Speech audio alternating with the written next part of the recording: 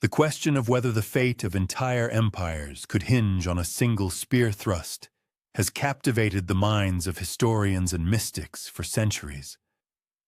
Imagine that night on Golgotha, shrouded not merely in darkness, but in a premonition of profound change.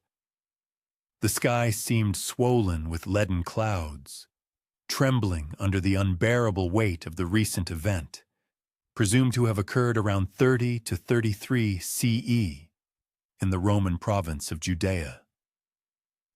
The hill was strewn with the grim remnants of the day's brutal spectacle, where 3 crosses rose against a darkening, almost unnatural horizon, their crude wooden beams soaked with blood and rain, testifying to recent suffering.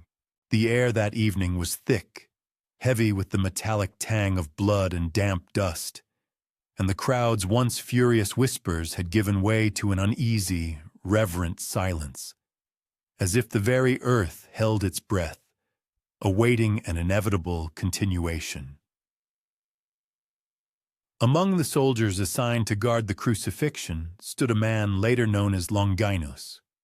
His armor was damp from the drizzling rain, and his hand restlessly gripped the shaft of his spear, its weight feeling particularly heavy in the oppressive atmosphere. He, like many legionaries, had witnessed death in countless forms, too many times. Yet something about the figure on the central cross deeply troubled him. This man did not curse his tormentors, nor beg for mercy. Instead, his words were gentle, and his gaze piercing in its serenity, as if he saw something beyond mortal comprehension. And so, as thunder rumbled and lightning tore through the heavens, the world seemed to hold its breath. Longinus, following military protocol and command, was ordered to complete the task. He stepped forward, his heavy boots sinking into the sodden mud, and with a sudden decisive thrust, plunged the spearhead into the side of the crucified man. From the pierced wound, blood and water gushed, glistening in the storm's dim, flickering light. A chill swept through the assembled crowd, piercing everyone to the bone. Some gasped in horror and shock. Some, struck by the magnitude of the moment, fell to their knees, while others, overcome by an inexpressible dread, fled, convinced they had witnessed something immeasurably greater than a mere soldier's strike. This spear, at first glance a common iron implement of a Roman legionary, would never again be just a weapon. From that very moment, ancient legends began to entwine around it, like ivy around an old stone, imbuing it with mystical significance. It was said that the spear carried Christ's final essence, that it had literally absorbed the spark of both unbearable suffering and divinity. Those who touched it, or even merely stood near it, claimed to feel its weight and an invisible yet palpable gravity, as if history itself seemed to gravitate toward this artifact, acknowledging its central importance. As the storm gathered its apocalyptic might, tearing cloaks from shoulders and whipping Roman legionary standards, word of another phenomenon spread through Jerusalem. According to tradition, the veil of the Temple of Jerusalem tore in two from top to bottom. This event, recorded in the Gospel texts, was perceived as a potent symbol of the tearing down of old covenants and the boundaries between the earthly and the divine. In the minds of those who witnessed these upheavals, the spear that pierced the flesh of the crucified instantly ceased to be merely an instrument of execution. It was marked not only as the tool that ended an earthly life, but also as a relic possessing cosmic, sacred significance, potentially capable of influencing the very fabric of existence. Even then, in those first hours, rumors spread among the stunned crowd that whoever possessed this spear could not be defeated, that kingdoms could rise and fall based on its wielder. If this story begins to capture your imagination, it's important to note that supporting content like this helps spread it. The opportunity to learn where viewers are joining this exploration is also of significant interest, allowing for a better understanding of the geography of an audience united by a common interest in historical mysteries. When the body was removed from the cross, the spear that had pierced it remained with the legionaries. To them, it was mere spoils of war, a curiosity to be taken back to the heart of the empire as a trophy. But among the secret followers of the man they called Christ, the memory of that thrust carried a completely different, far deeper weight. They spoke of it in muffled tones, as if uttering it aloud could summon both great wonder and terrible curse. Many years would pass before the spear's story found its way into manuscripts and scrolls. Early chroniclers and theologians debated its true meaning. Was it a mere accident of Roman brutality? Or did the hand of fate, or perhaps divine providence, guide Longinus to pierce the Savior's side, so that an ancient prophecy might be fulfilled? In time, the soldier himself, Longinus, became an integral part of this legend. Some claimed he was blinded, then miraculously regained his sight upon touching Christ's blood, finding faith. Others whispered that he became a convert, dedicating the rest of his life to guarding the memory of the spear until his death. What is certain is this: this relic did not fade into obscurity, nor dissolve into the dust of history like many other artifacts. Instead, it began its long and mysterious journey, passing from hand to hand, drawing with it a shadow of destiny and influence.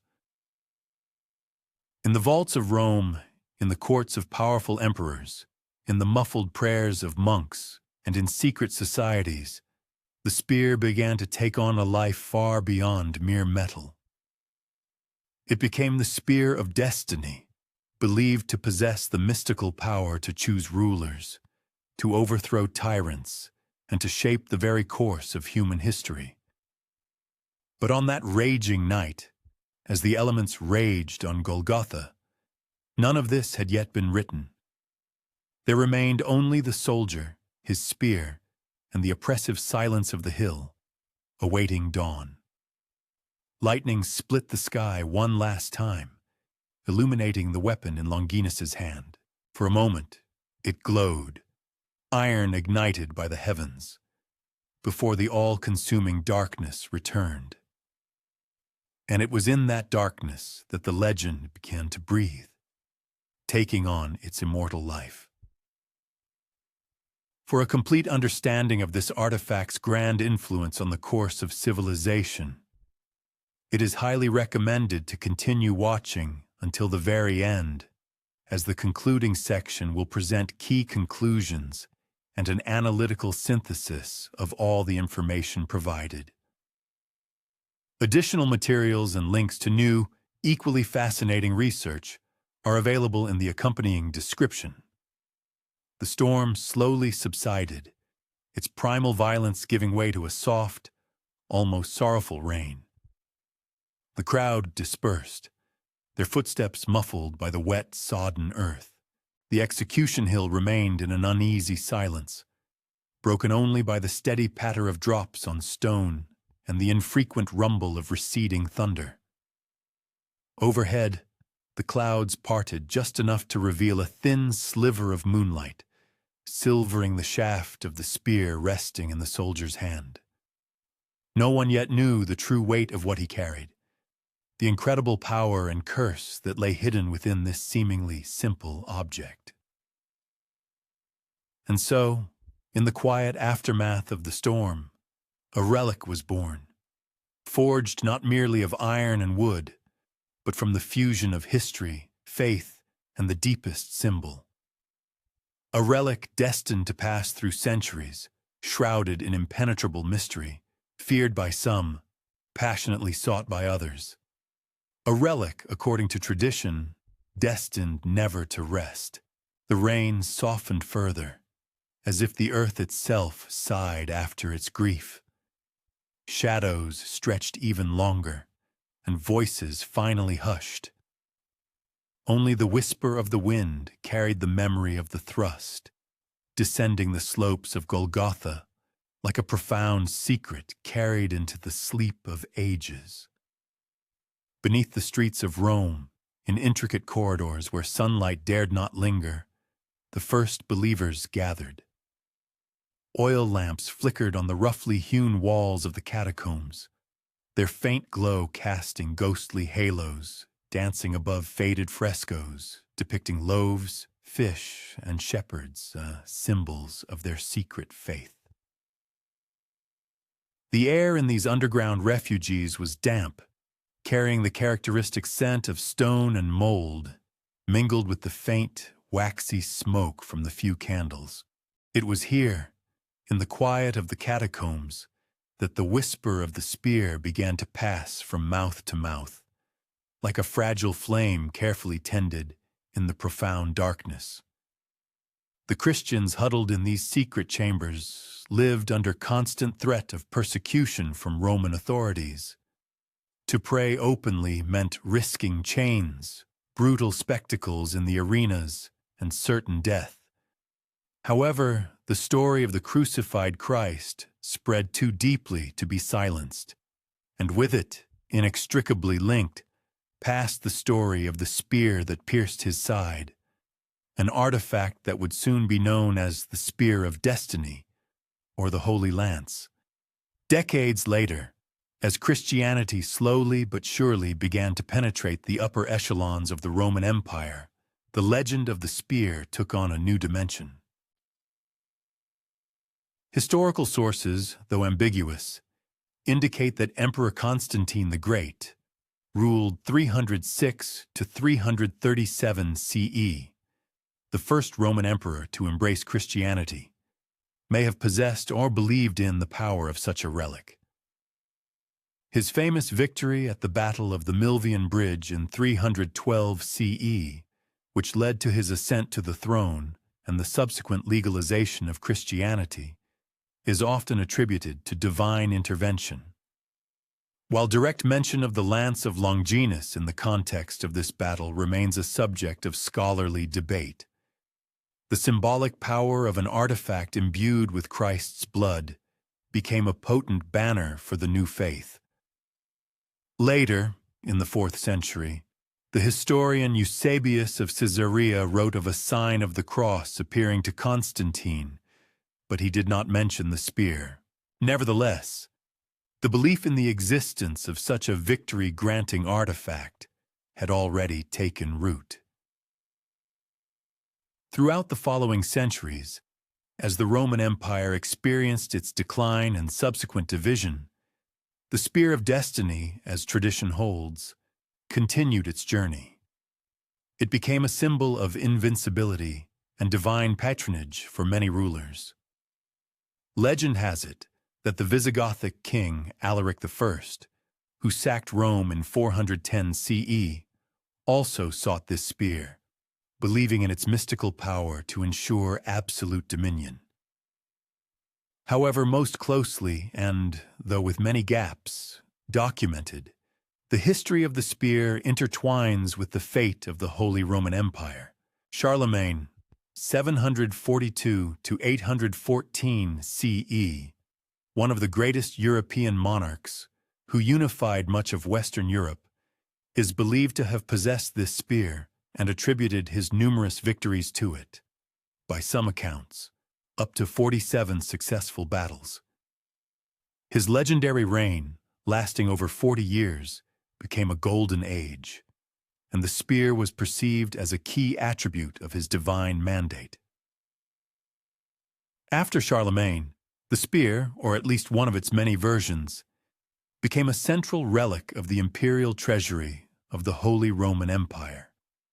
Emperor Otto I the Great, 912 to 973 CE, also, according to tradition, used this spear at the Battle of Lechfeld in 955, where he achieved a decisive victory over the Hungarians, permanently halting their incursions into Western Europe. This victory solidified his status and became one of the cornerstones of the German state's formation. In subsequent centuries, the relic passed from one emperor to another, becoming an integral part of the insignia of power. Frederick Barbarossa, 1122 to 1190 CE, another powerful ruler of the Holy Roman Empire, was also known for his belief in the spear's power, and it accompanied him on numerous campaigns.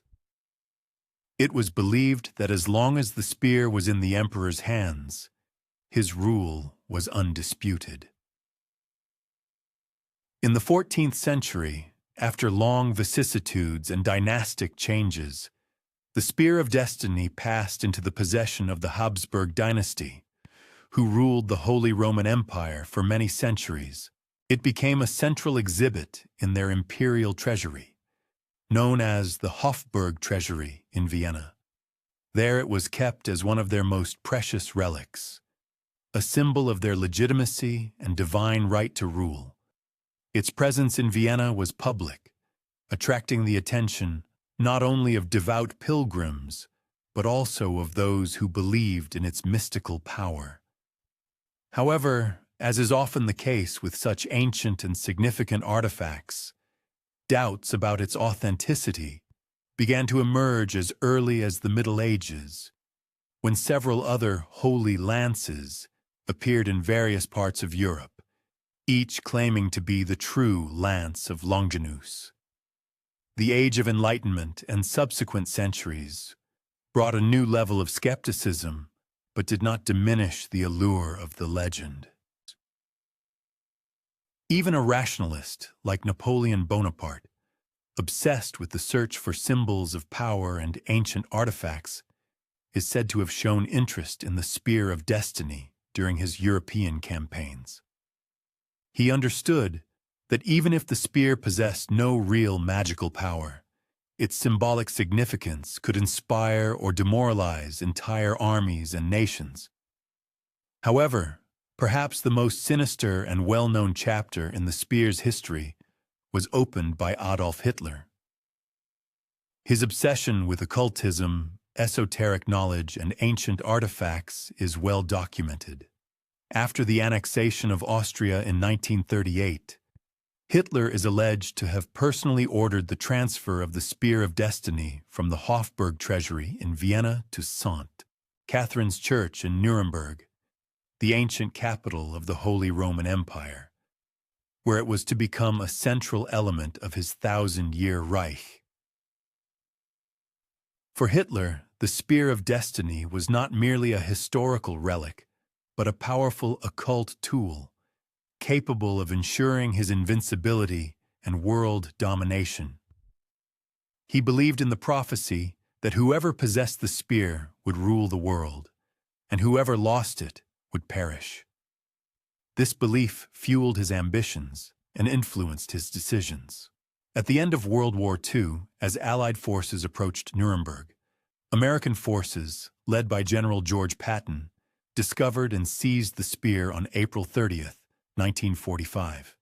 Ironically, on this very day, Adolf Hitler committed suicide in his bunker in Berlin, an event that only reinforced the mystical aura around the relic, confirming the curse for whoever lost it.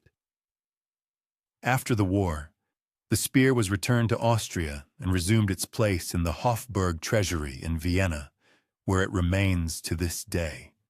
In the modern era, the Spear of Destiny, housed in the Hofburg Palace Museum in Vienna, continues to be an object of intense scrutiny and scientific research.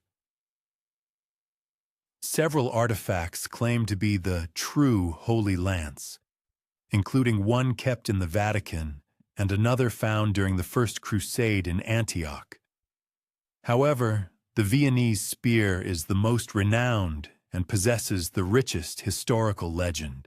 Modern scholars have conducted various analyses, including radiological dating and metallurgical studies, To determine the artifact's age and origin, these studies have shown that the spearhead likely dates to the 7th century CE, and the iron pins and binding to later periods, casting doubt on its direct connection to the events on Golgotha. Nevertheless, regardless of its physical authenticity, the power of the legend of the Spear of Destiny remains undeniable. Ultimately, the story of the Spear of Destiny is not just a story of metal and wood, but of the power of human faith, ambition, and mythology. Chua. It serves as a vivid example of how an artifact can acquire significance far beyond its material essence, becoming a symbol of power, divine patronage, and fateful predetermination. From the grim events on Golgotha to the treasuries of emperors and the sinister plans of dictators, the Spear of Destiny has left an indelible mark on the annals of history, continuing to captivate the imagination and reminding us how deeply myth and reality intertwine in shaping human civilization. Its story is an eternal reminder that some legends possess such power that even the most rational minds cannot entirely ignore their influence. It was spoken of not with triumph, but with deep reverence, as if its memory itself were a sacred relic, imbued with both sorrow and a future hope. Some claimed the spear was cursed, for it had delivered the final wound. Others, their voices softer, more pensive, insisted it was blessed, steeped in the blood and water that had poured from the Savior's side. In these secluded circles, the weapon took on a meaning beyond mere iron. It became a symbol, a paradox, and a profound mystery. Among the stories that drifted through the air of these underground refugees was one that told of Longinus himself. The soldier, it was said, was struck blind during the storm that raged on Golgotha, a punishment for his cruelty. Yet when Christ's blood touched his eyes, his sight returned. It was whispered that he repented, left the legion, and spent the rest of his days in obscurity, carrying a faith born from the thrust of his spear. Whether truth or mere legend, the story offered comfort to those who feared Rome's might. Even the hand that pierced could be forgiven. The relic itself, it was said, traveled silently in the decades that followed. Some claimed it remained in Jerusalem, hidden by the first followers of the faith. Others recounted it being carried to Antioch, secreted away in a reliquary beneath a humble church altar. And still others whispered it was already in the heart of Rome, tucked away in the private collections of senators who, though forced to deny it, were fascinated by Christian artifacts. The catacombs became echo chambers for endless speculation. Each gathering brought new variations of the tales, some hopeful, some ominous. A silver-haired woman spoke of visions, claiming the spear would one day be lifted by kings, and its bearer would be invincible in battle. A gaunt man, in turn, argued that such power was dangerous, and perhaps it would be better if the spear were lost forever, buried where no hand could reach it. All the while, the flickering lamps cast shadows across their faces, making them appear like figures carved from shade and flame, as if the very walls listened intently to every word. Beyond the whispers of faith, the spear slowly began to intertwine with political intrigue. Roman officials, curious about this sect that despite persecution refused to fade, took note of these stories. Some scoffed, some feared, but a few began to wonder if this weapon truly held such sway. Could it be used by the empire? Thus the legend spread in two directions, among the persecuted faithful as a symbol of hope, and among the powerful as a seed of ambition. Centuries later, chroniclers would debate where the relic truly lay during those fragile early days of Christianity. The truth was obscured by silence, for the earliest keepers left no written records save oral tradition. But what is certain is that the memory of the spear endured, carried like a hidden ember through generations of believers who prayed in the shadows. In the catacombs, the whispers both soothed and troubled. They offered solace to weary souls with visions of divine justice, yet also warned of the heavy burden such a relic carried. Perhaps it was never meant for mortal hands. Perhaps its story was a parable, not an object of possession. Yet the human heart is rarely satisfied with parables alone. Somewhere in the silence, someone would always ask, "Where is it now?" That question echoed through every hidden chamber, weaving itself into dreams. And so the legend grew, unseen yet unforgettable, like a candle's flicker growing brighter in the darkness, until even the silence seemed to breathe with anticipation. As the lamps burned down, the shadows stretched and settled. The believers slipped quietly into the night, leaving behind only the scent of wax and the faint reverberation of murmured prayers. In that stillness, the whisper of the spear lingered, pressed into the stone, like secrets too heavy to erase. Dawn over Constantinople illuminated domes and marble walls, catching the first rays of the sun. The empire was shifting, its center of gravity moving eastward. And with this came a thirst for symbols, for objects that could link heaven to the throne, for relics that could crown power with divine legitimacy. It was in this new order, under the reign of Constantine the Great, that the spear's story began to weave itself into the fabric of imperial destiny. Constantine was a man of visions.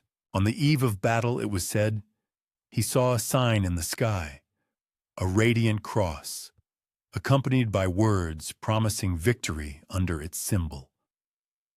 Inspired, he ordered his soldiers to go into battle bearing the Christogram on their standards. Against all odds, he won the Battle of the Milvian Bridge. To his enemies, it was mere luck. To his followers, divine proof. To Constantine himself, a calling. In the years that followed, as he consolidated his power and reformed the empire, Constantine sought to collect the relics of Christianity, seeing them as acts of piety and simultaneously as instruments of power. Among them, it was whispered, was the weapon already marked by destiny, the spear that had pierced the side of the crucified Christ. If such a relic could be held by an emperor, what doubt could remain about heaven's favor? Chroniclers later claimed that fragments of the spear came into Constantine's possession. Some said it was gifted to him by bishops eager to tie their faith to the crown. Others suggested it had traveled from Jerusalem to Antioch, then to the heart of the empire, carried in secret until it appeared in his court. Whatever the truth, the idea took hold. The emperor possessed not only the power of Rome, but the very relic of destiny, the silent glow of ages, the journey of the spear of destiny. In the gleaming halls of Constantinople, where grandeur met sanctity, the spear lost its original form as a simple legionary weapon. It transformed into a sacred artifact, exquisitely adorned with gold and precious stones, carefully preserved in reliquaries whose vaults were filled with the rich aroma of incense. Here, it was displayed not as an instrument of violence and destruction, but as an undeniable symbol of divine patronage. To touch this object was akin to touching the finest thread connecting the earthly world to the celestial spheres. However, as is known, power never exists without its inevitable shadow. Among the populace, Tradition circulated that this relic could not only bestow blessings, but also cast curses. It was said that the fates of emperors who dared to possess it were marked by both the greatest triumphs and the deepest tragedies. Constantine the Great himself, celebrated for his victories and even canonized by some, suffered from severe ailments towards the end of his life. Superstitions were tightly intertwined with historical facts. Were his sufferings a retribution for possessing a relic whose power was too great for mere mortal hands? Despite this, the spear's aura only intensified with time. In subsequent centuries, Byzantine emperors carefully preserved it as an integral part of their sacred arsenal.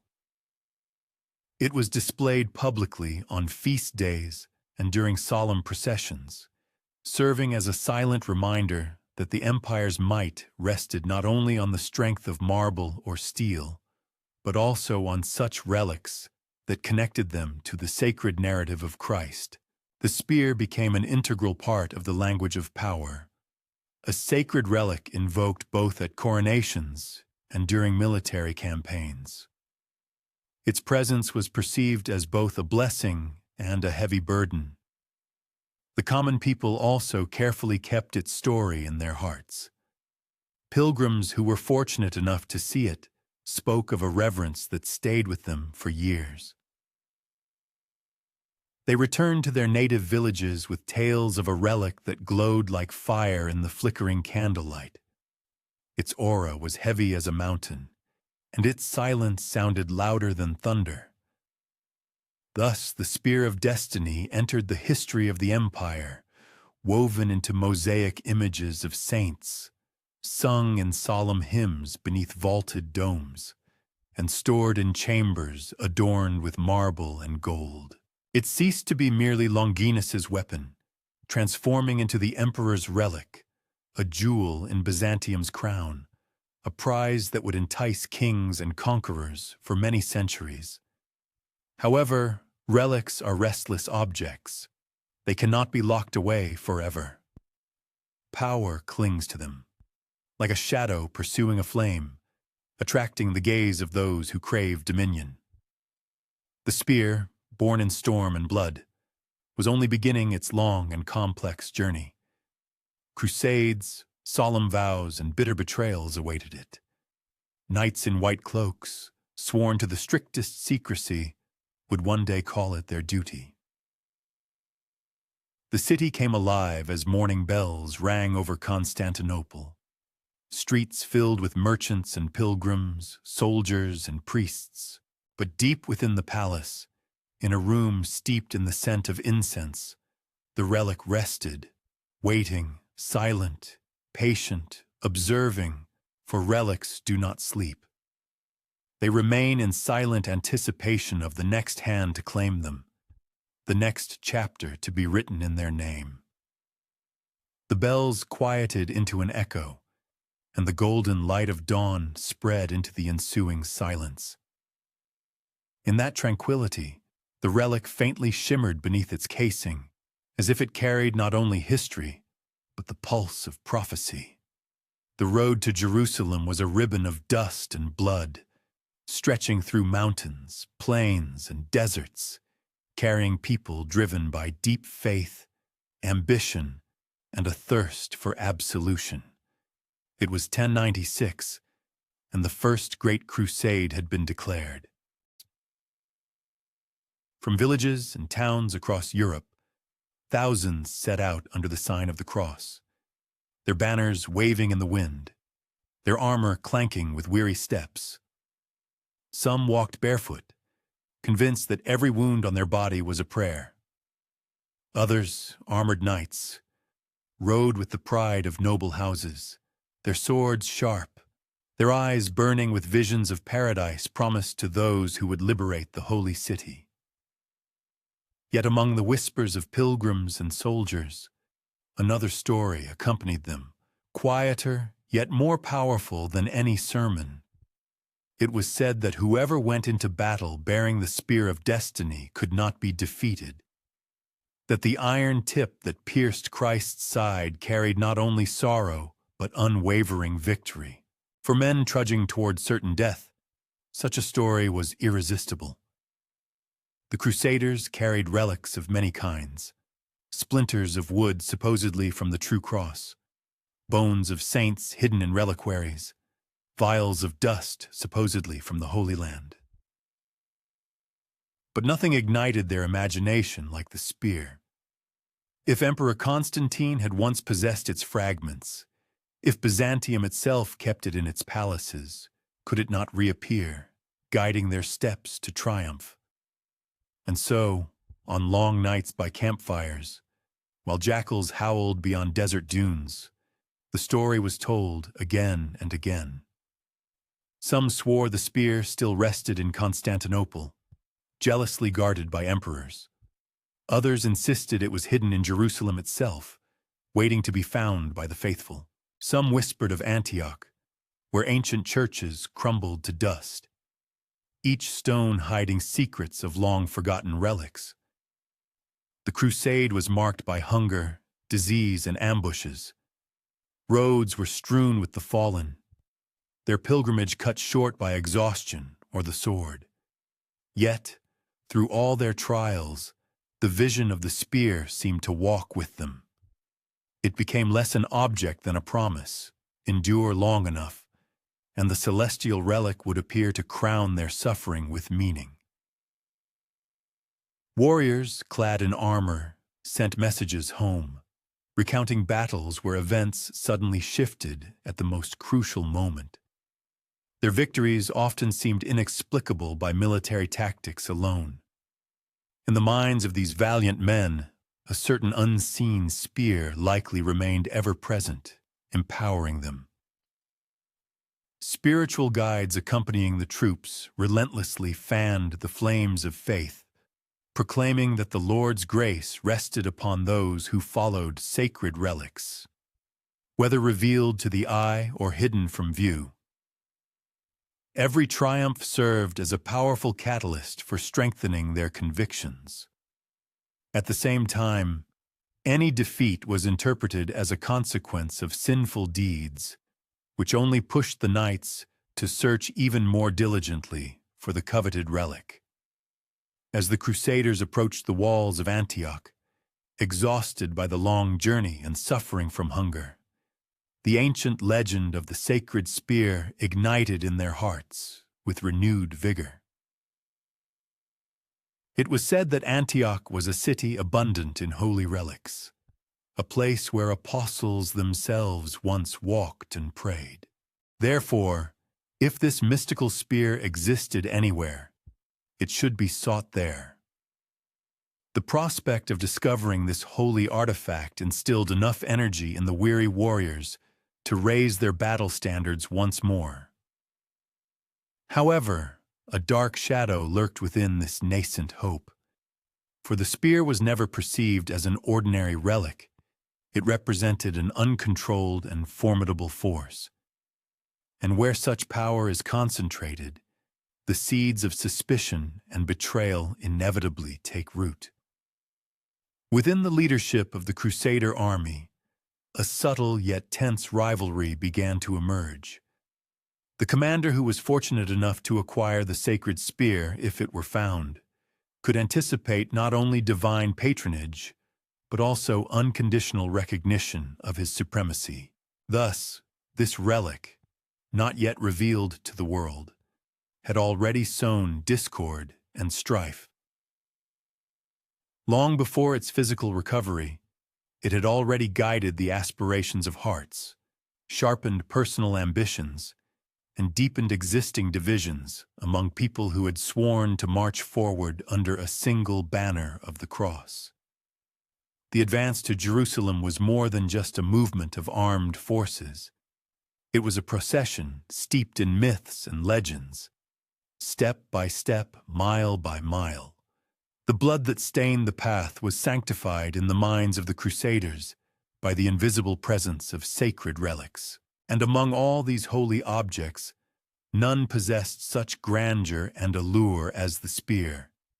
Its iron tip promised unconditional victory to its wielder, despite also holding the dark memory of the death that had once occurred on the hill.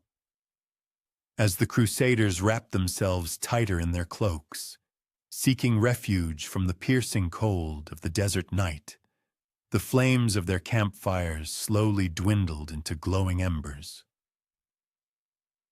The once cheerful songs gave way to quiet prayers, and the warriors' eyelids closed under the weight of exhausting fatigue. Yet, even in their sleep, many continued to dream of this mystical weapon, gleaming in the candlelight, solemnly raised above countless armies, its long shadow falling across battlefields, promising invulnerability and protection from any defeat. The night air grew colder, and the desert sands settled into complete stillness. A light breeze swept over the rows of tents and fluttering banners, carrying a whisper of destiny eastward, to cities yet to fall, and to relics yet to be found. It was 1119, and Jerusalem had finally been taken. The holy city, for long years merely a cherished dream, was now in the hands of the crusaders. However, the paths leading to it remained perilous. They were strewn with robbers, brigands, and shrouded in threats from competing empires. Pilgrims continued to arrive in an unending stream, barefoot, trembling with fatigue and awe. They burned with desire to behold the sacred places where Christ himself had once walked. Yet too often their journey ended before reaching their longed-for destination. The harsh deserts and dangerous mountain passes claimed the lives of these travelers, not only through agonizing thirst, but also by the sword of brigands. It was in such widespread danger that 9 brave knights presented themselves before the King of Jerusalem, taking a solemn oath. They swore not to seek earthly riches or personal glory, but to wholly dedicate themselves to protecting wandering pilgrims and carefully preserving priceless holy relics. Their attire consisted of humble cloaks, and they carried their swords not as instruments of conquest, but as means of defense.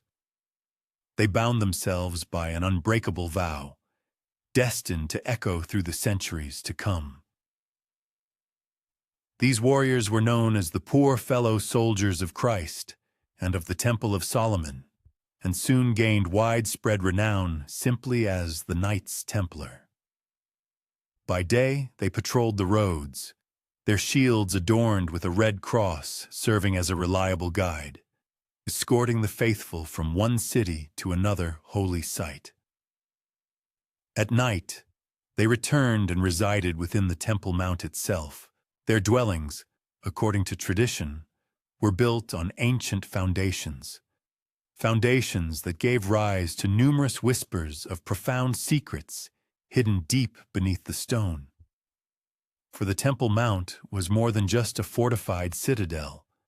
It was a sacred place, where Solomon's magnificent temple once stood, and where, according to rumor, countless treasures and priceless relics lay buried in the dust of ages and shrouded in silence. The solemn vow of the Templars was severe, obliging them to strictly observe poverty, chastity, and unquestioning obedience. However, there was another, less openly spoken oath, kept more in deep silence than in uttered words. This oath bound them to guard something for which the world was not yet ready, for sacred relics possessed colossal power, and any power, as is known, harbors danger. In the dim light of their chapels, illuminated only by the flickering glow of oil lamps, the Templar knights bowed their heads over reliquaries. They made an unbreakable vow that whatever came into their hands would not be squandered or displayed publicly as a symbol of proud triumph. Instead, these holy objects would be carefully hidden, diligently preserved, and ceaselessly guarded from prying eyes. It was during these first years of the order's existence that the legend of the sacred spear became firmly intertwined with the history of the Templars. Some claimed that fragments of this holy weapon had long been in their undisputed possession. Others persistently argued that the knights were tirelessly engaged in its search, exploring ancient vaults, excavating under ruins, and meticulously gathering information and scraps brought eastward by both oral rumors and ancient scrolls. Regardless of the true state of affairs, in the collective consciousness of the Christian world, the Templars became inextricably linked to the possession of relics deemed too dangerous for monarchs and too sacred for the gaze of ordinary people. Church hierarchs initially regarded them with a certain suspicion, for they were knights who prayed like monks and monks who fought like brave warriors. However, their reputation soon grew significantly. Their strict discipline and carefully guarded secrecy simultaneously evoked both deep reverence and considerable apprehension among their contemporaries. Pilgrims reverently spoke of them as angels armed with swords. Rulers, however, saw them as men whose loyalty belonged not to an earthly monarch, but only to the Almighty. And in any hall where a faint whisper was heard, the same question inevitably arose. What secrets did they guard beneath the vaults of the temple? Some speculated that untold treasures were hidden there, gold in unimaginable quantities. Others claimed that they were ancient scrolls from the time of King Solomon, containing knowledge and secrets long lost to humanity. But only a few, speaking in hushed tones, dared to wonder, did the sacred spear itself not rest in their trusted hands, kept from the curious world until the appointed hour, protected by vows whose strength surpassed the hardness of iron? The Knights Templar, for their part, never confirmed nor denied these rumors. Their unwavering silence only further deepened the veil of mystery surrounding their order. And perhaps it was in this unspoken covenant that their profound wisdom lay. For a relic of such caliber as the sacred spear had the potential to both elevate and depose monarchs. It could ignite the souls of entire armies, leading them to unimaginable victories, or plunge entire nations into ruin. It was far preferable for such an artifact to remain hidden beneath stone, securely shrouded in silence, and guarded by vows that bound men more tightly than any chains. In the night, as piercing desert winds howled around the massive walls of the temple courtyard, the knights gathered in their secluded chapel. Their heavy cloaks were neatly folded, and their battle swords laid aside. They knelt in neat rows on the cold stone floor. Their prayers ascended in a rhythm that seemed more ancient than any battle, a whisper that permeated the majestic arches and powerful columns. And in every movement, in every word, there was always a profound sense of guardianship, an awareness that they were not merely soldiers of Christ, but vigilant custodians of something immeasurably ancient, something the world should not carelessly hold, lest it be destroyed. The candles burned down, their flames dimming as the night deepened, and shadows stretched across the stone like long, ghostly fingers. And in that almost palpable silence, their oath lived. It was not inscribed on parchment, nor carved in marble, but carried in every breath and pulsed in every drop of blood. It was an oath of guardianship, an oath of secrecy, an oath of the spear, an unbreakable covenant that bound their souls. The march to Antioch was, in reality, an exhausting journey through relentless hunger. By the winter of 1097, the Crusaders were utterly depleted, their once sturdy boots reduced to rags, and their stomachs gnawed by incessant pangs of hunger. Yet, they pressed onward, driven not only by the vision of Holy Jerusalem, but also by unsettling rumors that relics of immeasurable power lay hidden within the depths of this ancient city. Antioch, once the seat of apostles, rose like a precious pearl on the banks of the Orontes River, its massive walls inspiring dread, and its towers bristling with numerous defenders. To take it seemed utterly impossible. To abandon it would mean plunging into utter despair.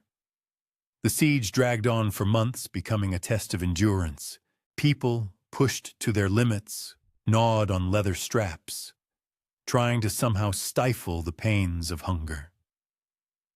Horses, once proud steeds, were slaughtered for meat to briefly appease their hunger. Diseases ruthlessly thinned their ranks, and whispers of desertion spread through the camp like a plague.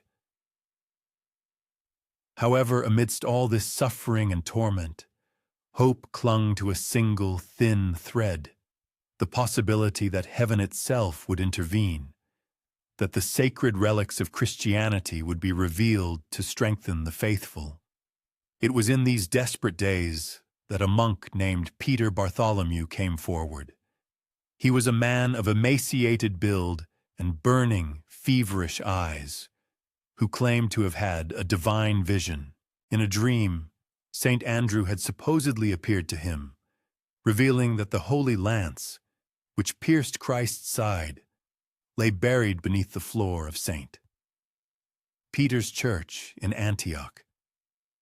His words, like a spark on dry straw, instantly spread through the weary camp, igniting a storm of hope and confusion. Was it madness born of unbearable hunger, or the long-awaited divine answer for which they had so fervently prayed? Skepticism wrestled with faith in people's hearts. Some of the crusader leaders scoffed, accusing Peter of fabrication and deceit. Others, too weary and tired to doubt, clung to this possibility as a last straw. Finally, a small party entered the church, beginning to tear up the stone floor with picks and even bare hands. Long hours passed, sweat mingled with dust, until at last a deafening cry erupted. The spearhead, blackened by time and its stay in the earth, was lifted from the excavation. This discovery electrified the entire camp. Priests immediately declared it a miracle, irrefutable proof that heaven had chosen and blessed the crusade.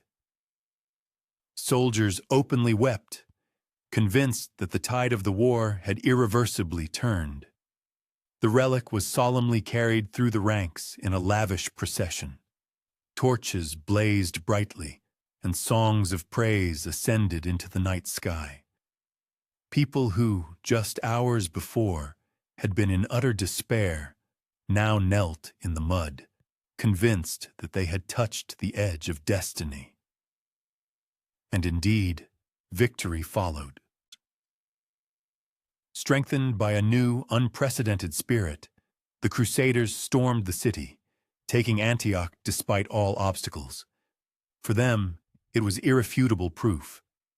The spear had granted them triumph, as the prophecy foretold.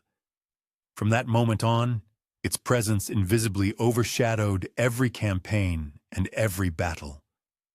Yet even in the heat of victory, doubt lingered in some hearts. Some whispered that Peter's vision was merely a deception, that the spear found was an ordinary old weapon planted in desperation to boost morale. The Crusader leaders were divided in their opinions. Was it truly a sacred relic, or merely a powerful symbol invoked to sustain faith at a critical juncture? But symbols, as is known, possess power, often significantly greater than truth itself. For the people who carried this spear, the very belief in its holiness was enough. The relic was guarded with deep reverence, wrapped in cloth and carried into battle as a banner of hope. And wherever it went, morale soared like a blazing fire. However, a deeper, unresolved question remained. Was this the true spear, or merely one of the many fragments scattered across the world by time? The world would never know with complete certainty, and perhaps this uncertainty was its greatest strength. An invisible relic can always be doubted, but a relic held in trembling hands cannot be ignored. For the Templars, who gained prominence in the decades that followed, the story of Antioch was woven into their own tapestry of mystery. They too, it was whispered among the people, had to search for the true spear, perhaps beyond Antioch, perhaps in places the crusade never reached. Whether they ever touched it, no one can say for sure. But Antioch proved one thing beyond doubt. Relics could move entire armies, could turn despair into victory, could change the fate of entire nations. As the city settled under the Crusaders' uncertain rule, the spear was placed in its churches, lit by candles and revered by pilgrims who flocked from all corners of the world. However, in the quiet of the night, questions remained unresolved. Was this truly the iron that pierced Christ's side? Or was it simply iron that derived its power solely from the desperate faith of men? In the ancient chapels of Antioch, the faint lights of lamps flickered and almost died under the onslaught of the piercing winter wind. Long, ghostly shadows glided across the cold stone floor, the very spot where the legendary spear had once been discovered. It seemed as if the earth itself still held the memory of the feverish, trembling hands of those who had unearthed this relic from the depths of ages. Beyond the city walls, the Orontes River carried its waters, dark and silent, bearing an unspoken secret, as if knowing that the true journey of the sacred artifact was only just beginning. Beyond the dusty streets of Antioch and the fading echoes of a long-past victory, the history of this enigmatic relic plunged ever deeper into an impenetrable veil of mystery. For not every valuable artifact was destined for solemn processions or widespread public veneration. Some were fated to disappear into the shadows, where only a limited circle of initiates could shoulder the burden of their guardianship.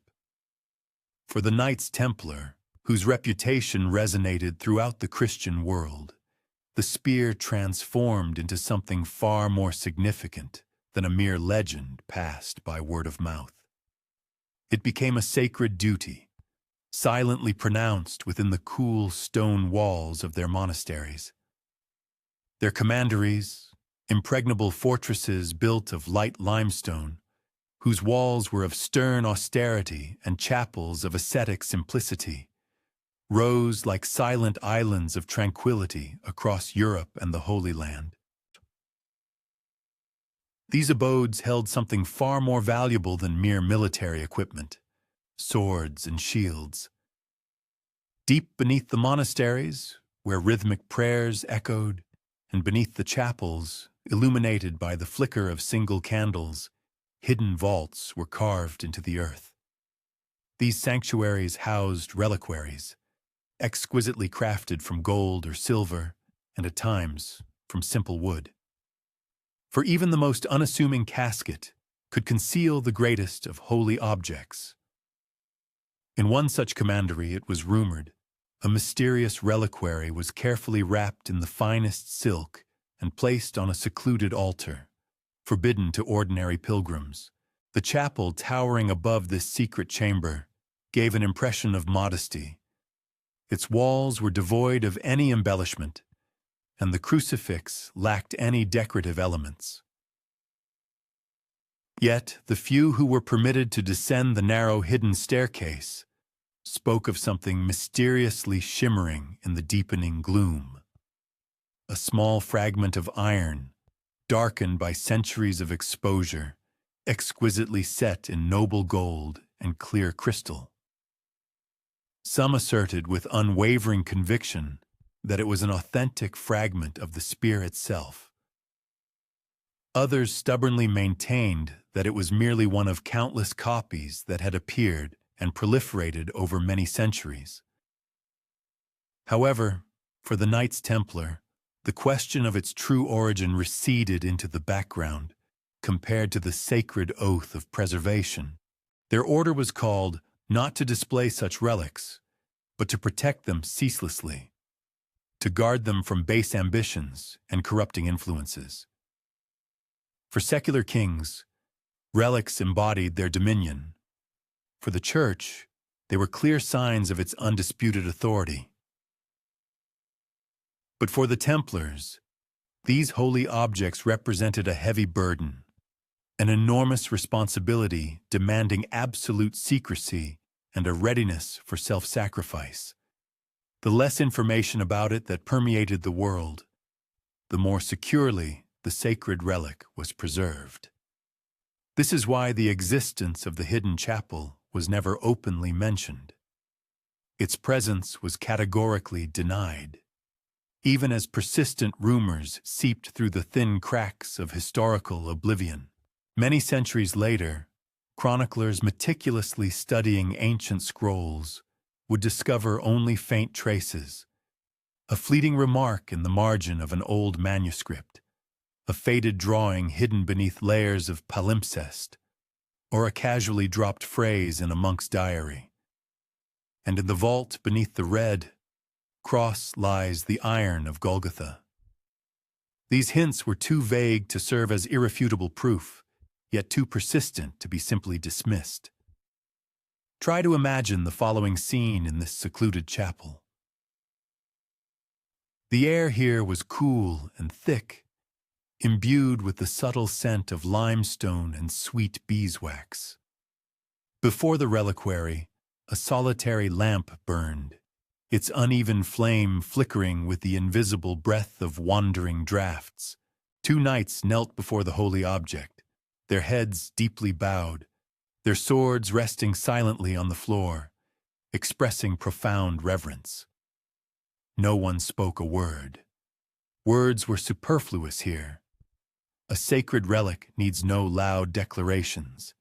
It merely demands authentic presence, and the very silence in this place transforms into the deepest prayer. Perhaps the true spear never existed there. Perhaps what rested within these walls was merely a symbolic fragment of faith itself, an embodiment of what people passionately yearned to believe. However, symbols can be sharper than any blade. They can pierce the human soul far deeper than any physical weapon. And in this hidden chapel of the Templars, the power of true belief was guarded far more fiercely than the crown of any earthly king. Beyond the commandery walls, the world buzzed with the restless commotion of trade and ambitious pursuits. Numerous pilgrims flocked to port cities. Kings wove intrigues in their lavish courts, and Roman popes issued their immutable decrees. But in this secret, secluded place, time seemed to stand still. The relic waited, untouched by the transient bustle of kingdoms, as patient and motionless as ancient stone. The Knights Templar grasped a truth that many had long forgotten. Relics are not merely the possession of fleeting history. They belong to eternity itself. Their sacred guardianship consisted not simply of preserving the spear for one particular century, but of safeguarding it for all generations to come. And so the hidden chapel transformed not merely into a stone vault, but into a true sanctuary of silence. A silence that continued to reign there long after the men who once guarded it had turned to dust of ages. The lamp barely flickers, and the silence grows deeper and more palpable. And in this stillness, the relic continues its silent waiting. Whether tangible iron or the product of pure imagination, incontrovertible truth or ancient myth, it waits. For relics, like the most profound secrets, never truly disappear. They merely slumber in hidden chapels, in forgotten vaults, in the most remote corners of collective memory, where only a faint whisper of them remains. Far to the west, beyond the boundless expanse of the Mediterranean, the heart of the Christian world beat to the rhythm of ancient rituals and steadily growing power. The Vatican, an impregnable citadel of faith and colossal political might, gazed unblinkingly at the world, combining deep devotion with inexpressible weariness. In the shadowed, majestic halls of the Apostolic Palace, papal scribes and advisors exchanged quiet whispers, their quills rhythmically scratching parchment, and it seemed as if the very ink carried echoes of an unseen fear. For some stories were too dangerous to be told directly, and among them, the story of the sacred spear rose above all others. The legend of the spear slowly but steadily traveled through the centuries, passed down through the faint memories of pilgrims, the encrypted messages of valiant crusader knights, and in the carefully guarded diaries of monks. By that time, the ecclesiastical hierarchy already clearly understood that relics were not merely signs of spiritual significance. They were powerful instruments of power. Secular kings passionately longed to possess them. Roman popes sought to own them. And somewhere beyond the direct influence of the Church, the spear itself, dark, bound in ancient iron, imbued with an aura of destiny, was rumored to be in the hands of those who had sworn an oath of absolute secrecy. The origins of deep unease lay in a series of troubling questions. Who truly held legitimate possession of the spear?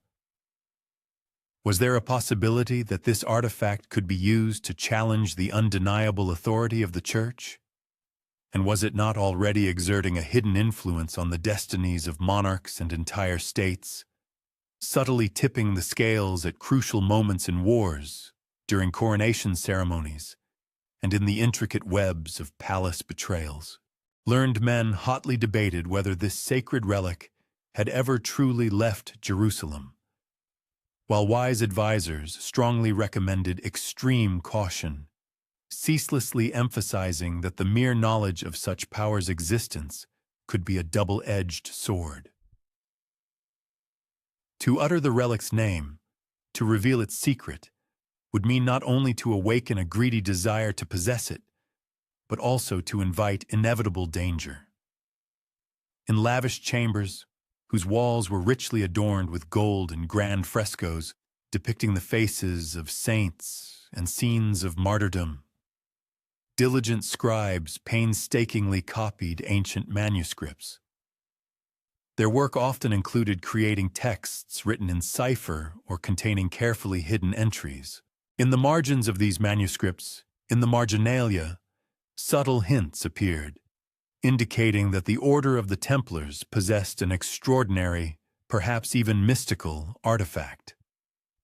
However, these references were masterfully veiled in complex symbols, decipherable only by those initiated into profound secrets. In parallel, maps were created, furnished with secret marks and instructions written in invisible ink, whose purpose was either to accurately guide the next seeker or, conversely, to lead them completely astray. Even the pontiffs, seated on the throne of St. Peter, were not entirely free from the oppressive fear that this mystery engendered. Some of them openly declared that the mere existence of the spear posed a colossal threat to the fundamental stability of the entire Christian world. For if the Templar order or any other mortal hand dared to openly claim possession of this relic, and moreover attempted to command it, what king or emperor could then disobey the will of Rome, or rise above its undisputed authority? One influential cardinal, strolling leisurely across the polished marble floors of his chambers, quietly but significantly remarked that such relics, in their destructive power, could be no less dangerous than an entire army, for their might, though hidden from view, remained absolutely boundless. Another prelate persistently warned that the Church must always carefully maintain a state of plausible deniability regarding such artifacts. For to openly declare knowledge would mean immediately making oneself a target for countless enemies and seekers. However, despite all fears, there was also a powerful temptation that haunted the Roman pontiffs. If the Holy See, the Vatican, could officially claim possession of this spear, or at least fragments of it, it would become an undeniable, supreme symbol of divine favor and legitimacy. Roman popes could only imagine majestic processions, during which this sacred relic would solemnly appear before the people, blessing armies for victories, exerting undeniable influence over kings and emperors, and thereby finally confirming the absolute supremacy of the Church over all secular rulers. But the potential risk of exposure and its associated consequences was deemed too colossal. This is why the Vatican consciously chose the path of deep secrecy, believing it far wiser to feign complete ignorance regarding the existence of such power than to bring unpredictable catastrophe upon itself and the entire Christian world. The tension in the corridors of ecclesiastical power steadily escalated as increasingly alarming rumors reached Rome about the rapidly growing influence of the Templar order. These knights, though they had taken solemn vows of obedience to the Church, often acted quite independently in distant lands, bringing with them not only untold treasures, but also many unverified but persistent rumors. Among these whispers, one stood out particularly, claiming that the spear was indeed in their possession, hidden in secure vaults located beneath the austere walls of their chapels. It was said that its ancient iron tip mysteriously reflected the flickering candlelight in a way that was invisible to any uninitiated eye. For the Vatican, this artifact represented both the greatest miracle and a deadly threat, a relic capable of inspiring millions, and at the same time capable of completely destabilizing the existing world order. In response, scribes, in silence and concentration, continued their meticulous work, cataloging ancient manuscripts, carefully encrypting sacred knowledge, and tirelessly ensuring that the true history of the spear never became widely known. All mentions of it were skillfully concealed in complex allegories and passed down from generation to generation with an unwavering certainty that only those who were deeply trained in the secret language of the Church would ever correctly interpret these encrypted messages. And yet, even despite such careful precautions, the oppressive anxiety did not disappear. For relics, as is known, possess the astonishing property of unexpectedly appearing precisely when their presence is least anticipated. Meanwhile, beyond the majestic palace walls, the eternal city of Rome continued its grand and simultaneously everyday life. Bells melodiously rang from high bell towers, their sounds echoing over the rooftops. Markets buzzed with lively activity, filled with the voices of merchants and buyers, and numerous pilgrims reverently knelt in lavish basilicas, illuminated by the glow of golden mosaics. However, in the hidden, secluded chambers of the Vatican, the Church seemed to hold its breath, gripped by an invisible tension, for its servants perfectly understood that the history of the spear was not merely an ancient legend or myth.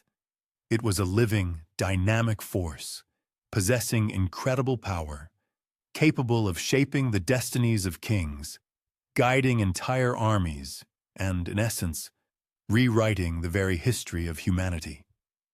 And as long as this powerful artifact remained in secret, unknown hands, their deep concern would never entirely disappear. Inside these chambers, candle flames flickered and died restlessly, casting long, shifting shadows on walls adorned with the austere faces of saints, scribes bent even closer to their parchments, immersed in deep concentration, fully aware that every neat stroke of ink, every inscribed letter, represented a thin but vitally important thread in the complex and delicate web of concealment. Outside, beyond the walls, the city sank into serene slumber, but within the sacred confines of the Vatican, fear invisibly pulsed, like the quiet but powerful heartbeat of a secret too potent and dangerous ever to be revealed to the world. Far from the dazzling splendor of Rome and the tumultuous chaos of battlefields, in the most secluded and quiet corners of the vast Christian world, ancient monasteries rose. Their majestic arches and slender columns formed not merely architectural structures, but true sanctuaries, places dedicated to deep prayer, silent contemplation, and most importantly, to the careful preservation of great secrets. Here monks moved with measured, almost ritualistic steps, their coarse robes rustling softly across polished stone floors. Their gazes were humbly cast down, which could indicate either deep piety or perhaps the meticulous and deliberate calculation necessary to preserve knowledge that, under certain circumstances, could easily depose even the most powerful kings. These monasteries served not only as abodes of faith and places of spiritual retreat, but also as invaluable repositories of collective memory, where the complex and multifaceted history of the spear was carefully passed down through many generations. In the dim, flickering candlelight, which barely dispelled the gloom, manuscripts were copied with particular, almost ritualistic care. Ink flowed across parchment like liquid shadow, meticulously inscribing letters that, as was often the case, deliberately concealed far more information than they revealed to the casual reader. The margins of these manuscripts, or marginalia, were filled with enigmatic symbols, carefully disguised maps that cleverly pretended to be ordinary ornamental flourishes, and phrases written in ancient languages known only to a select few initiates. An inexperienced, curious eye might merely skim the text, perceiving it as ordinary holy scripture or religious doctrine, unaware of the hidden meaning. However, those deeply trained in the complex secret patterns and codes of the Church were able to discern something much greater in these records: a detailed map of movements, an intricate code indicating the location of priceless relics hidden far beyond ordinary comprehension or casual inquiry. It was in these monasteries, immersed in a deep, almost sacred silence, that the connection of the Templar order with the legendary spear was first and forever imprinted, not only in oral traditions, but also in meticulously compiled records. Monks painstakingly documented information about journeys to the east, where, according to numerous rumors, fragments of this holy weapon crossed vast deserts and impenetrable mountain ranges, finding temporary but secure refuges in other monasteries located along the ancient Silk Road.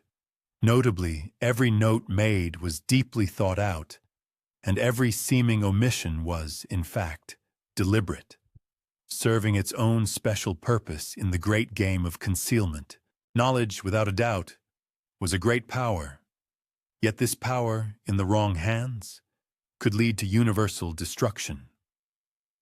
Ancient manuscripts occasionally mentioned Antioch, Constantinople, or Jerusalem, but always in a veiled manner, using only allegories and allusions.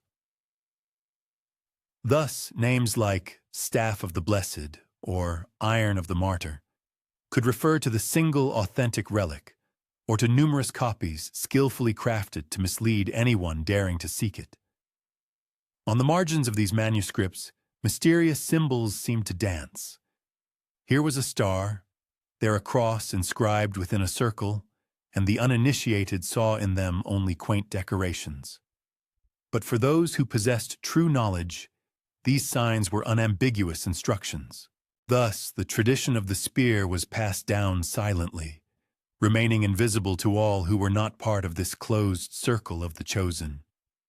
Monks, in turn, whispered of mysterious visions. One might see in a dream a distant mountain pass, where a ray of sun pierced through the fog, reflecting off a glint of iron. Another would awaken with a firm conviction of the existence of a map hidden beneath the old floorboards of the monastery. Each such interpretation was carefully discussed in hushed tones, never openly recorded, lest invaluable knowledge carelessly slip away. It seemed as if the very walls of these ancient abodes held the memory of centuries. Stone absorbed secrets, and monasteries became as steadfast guardians of mysteries as any night or impregnable vault. Yet the Church did not fully trust even its own monks. The order of the Templars rose rapidly. Their influence spread silently but steadily throughout the Christian world. Wherever a commandery was established, monasteries soon followed, and with them manuscripts encrypted with keys to the resting place of the legendary spear. Rome, for its part, observed all this with particular caution, well aware that secrecy alone was not enough for complete control. Silence had to be maintained rigorously, but vigilance had to be constant. In these dark corridors, the line between loyalty and duty became barely discernible. Monks offered prayers for Christ's soul and for the preservation of sacred knowledge.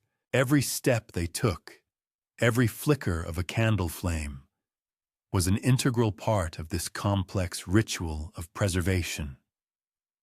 The history of the spear was too powerful to be left adrift unsupervised, too significant to be entrusted to human memory alone. Each generation of scribes and priests became an unbreakable link in a chain that connected past and future through whispers, ink, and stone. Sometimes at night, the monasteries came alive, filled with shadowy figures. Templar knights arrived under the cover of moonlight, exchanging silent gestures with monks in the dim corridors. The exchange of information itself was extraordinarily subtle. A slight nod, a carefully folded parchment, a fleeting glance conveying instructions too delicate to be spoken aloud. The spear was never named, but every gesture spoke of it more eloquently than words. Its presence, whether literal or symbolic, permeated every corner of these stone halls, and so, in these abodes of silence, history continued its movement, silently and invisibly. The relics journey eastward, the coded manuscripts, the allegories in the margins, all converged here, in this hidden world. Outside, kingdoms waged wars, popes plotted intrigues, and armies marched across lands. But within these walls, history was preserved, securely protected from conquests, from ambitions, and from human folly. At night, as the wind rustled against the monastery walls and lamps dimly flickered, the air seemed to hum with unspoken anticipation. The spear's journey paused for a moment, resting in deep mystery, awaiting the next hand, the next chapter, the next whisper in this endless chain of guardianship. Beyond the well-trodden paths of Europe, past the fortified walls of crusader cities, the world stretched vast and dangerous. Deserts lay like golden seas, mountains rose like jagged teeth against the sky, and rivers carved hidden valleys where few dared to tread. It was along these routes, ancient trails worn by merchants, pilgrims, and armies, that the Templars at dawn dispatched their caravans, carrying something far more significant than ordinary supplies. They transported secrets, valuable relics, and fragments of knowledge capable of shifting the balance of power in kingdoms far beyond the Mediterranean. The early morning sun touched the sands with a soft pink light as mounted knights and humble pack animals moved forward, maintaining strict order. Each caravan was planned with extraordinary care. Scouts rode ahead, blazing the trail. Messengers maintained lines of communication, and guards flanked the precious relics, transported in reinforced chests wrapped in cloth and iron. Among these valuable cargoes were manuscripts coded with the locations of sacred objects, fragments of holy relics, and sometimes, it was whispered, even parts of the spear of destiny itself. The journey itself was fraught with treacherous dangers. Bandits attacked without warning. Desert winds could sap the water from the veins of men and animals, and mountains demanded skills that few possessed. However, for the Templars, danger was a constant companion, and secrecy their reliable shield. Every traveler understood perfectly that they were not merely transporting goods. They carried the burden of destiny. Every fragment, every map, every cautious step was a thread in a complex tapestry woven from centuries of faith, ambition, and fear.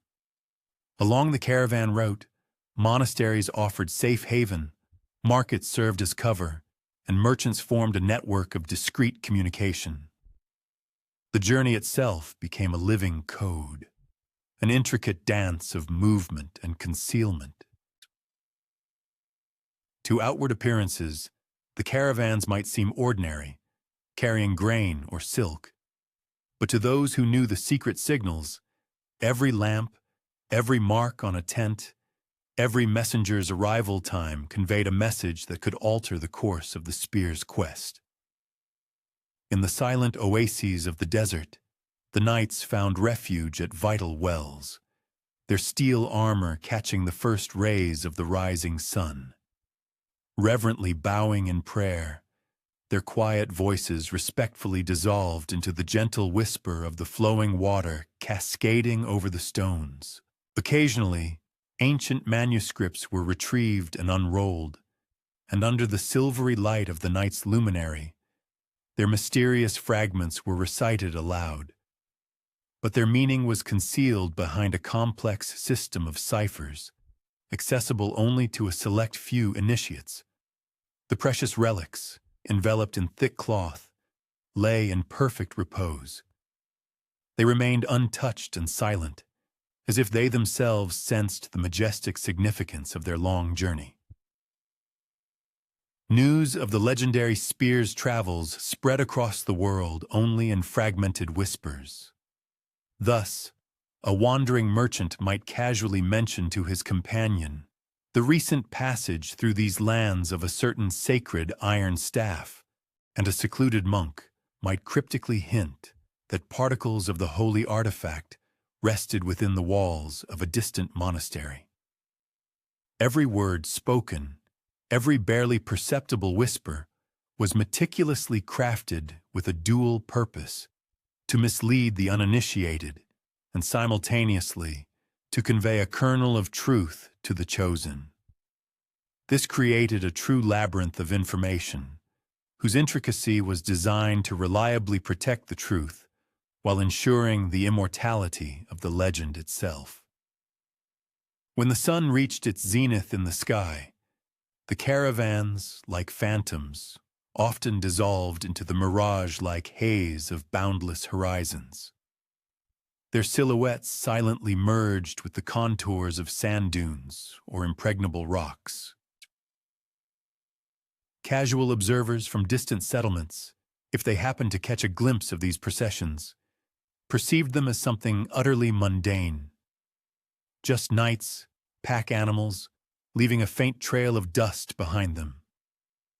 They had no idea that with every cautious step, destiny itself traveled, that particles of the sacred weapon, forged in the tragic shadow of Golgotha, were silently moving towards territories far beyond the familiar Christian world, into lands whose distinctiveness was shaped by unknown cultures, profound mysticism, and ancient prophecies. It was during these long journeys, stretching across vast spaces to Persia, India, and the most remote corners of the East, that the tradition of the sacred spear gradually began to intertwine with indigenous local myths and legends. In the bustling eastern bazaars and in the silent monastic abodes, the mysterious whisper of the relic merged with the rich oral traditions of travelers and sages, creating a unique blend of Christian sanctity with narratives of ancient kings, enlightened wise men, and the sacred weapons of distant, uncharted lands. Invisible to the outside eye, yet invariably palpable, the iron tip of the spear gradually acquired an aura of deep, all-encompassing mystery, transcending all barriers of geographical boundaries, linguistic differences, and religious beliefs. When night unfolded over the bivouacs, studded with stars like a silver ocean, the Knights Templar invariably maintained their tireless vigil.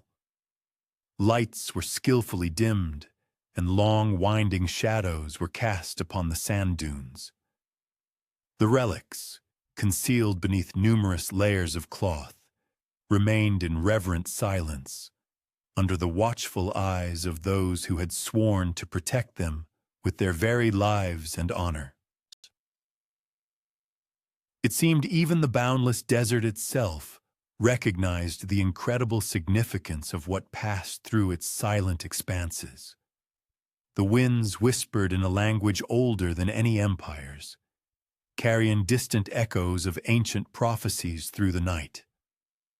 And so, as the first rays of dawn began to paint the distant horizons, the caravans set off again, carrying with them not only essential supplies or meticulously drafted maps, but also priceless fragments of history, unyielding particles of faith, and perhaps the spear itself, whose power was capable of shaping the destinies of entire kingdoms.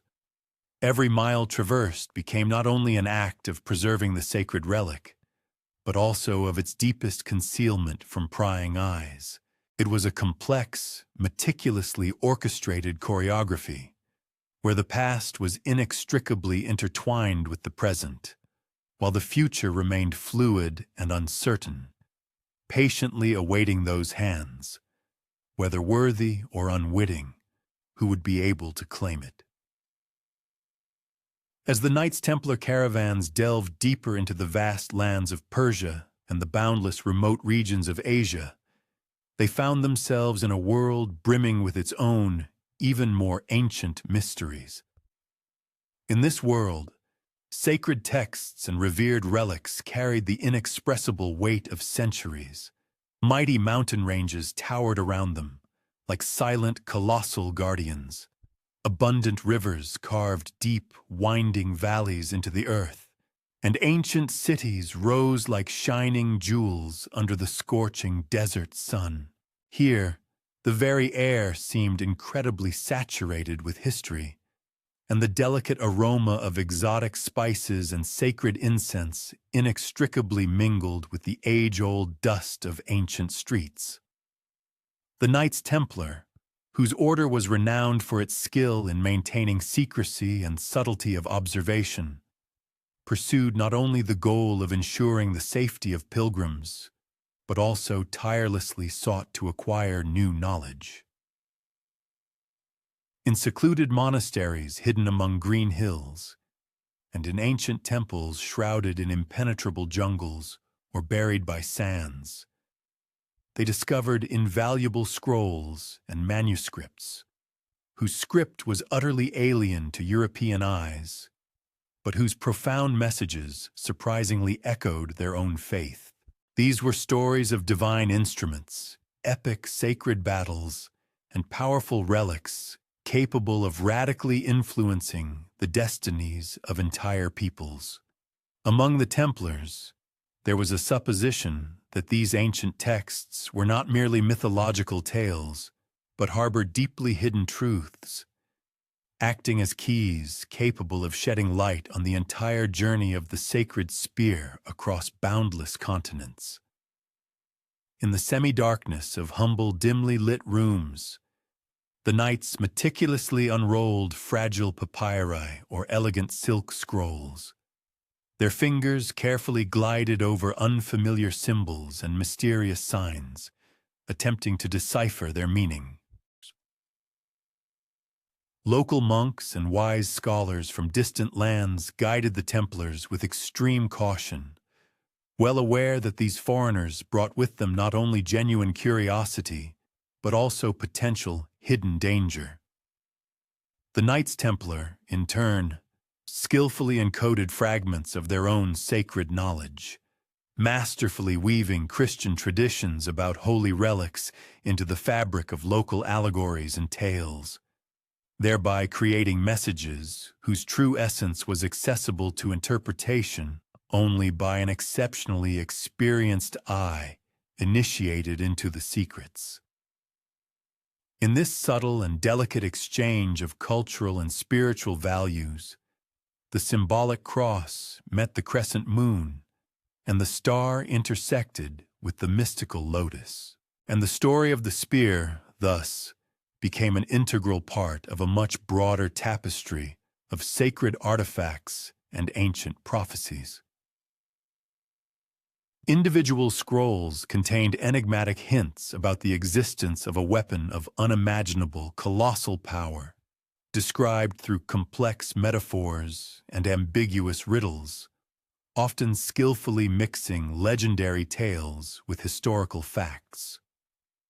One manuscript spoke of a mysterious iron that drank the blood of heavens, which rested beneath an ancient temple whose stones seemed to silently sing, preserving the memory of long-gone kings. Another scroll mentioned a staff that pierces the mortal and touches the eternal, a phrase that made the hearts of the Knights Templar beat faster and with trepidation. Could these words be direct references to the very spear they were so obsessed with finding? Or was it merely a skillful allegory born of local myths and legends? They could not know for sure, and this fertile uncertainty, paradoxically, became their faithful ally, reliably protecting the true secret of the sacred relic. The Knights Templar also meticulously recorded their own observations and discoveries, detailing the routes they traveled, marking the locations of mountains and rivers, and entering their findings onto parchment, which they then skillfully hid in false bookbindings. Some such scrolls were left intentionally, cleverly coded with complex riddles, whose purpose was to mislead potential seekers and the curious, thereby ensuring that only members of the order or the truly worthy could continue these sacred quests. In this continuous interaction between discoveries and concealments, the legend of the sacred spear acquired ever new layers of meaning, masterfully weaving together the mystical East and the pragmatic West into a single grand narrative spanning the boundless expanses of continents. When night fell, campfires in the caravans flickered and died, creating a strange play of shadows that danced on ancient scrolls and precious reliquaries. A delicate scent of incense permeated the cold night air, and mysterious whispers reached the knights' ears, as if carried by winds from unknown, distant lands. Some of them dreamed of magnificent temples, where sharp iron spears reflected golden light beneath domes like celestial vaults. Others, seized by visions, imagined epic battles unfolding against a backdrop of ancient prophecies, where the spear itself, silently and inexorably, chose its true wielder. This journey represented not merely a physical path, but also a profound spiritual trial. With each step eastward, with each mile traversed, the aura of mystery surrounding the sacred relic only deepened and intensified. In the bustling and crowded eastern bazaars, the Templars carefully observed skilled artisans and lively merchants, comprehending not only the diversity of goods offered, but also the symbols and signs hidden within them.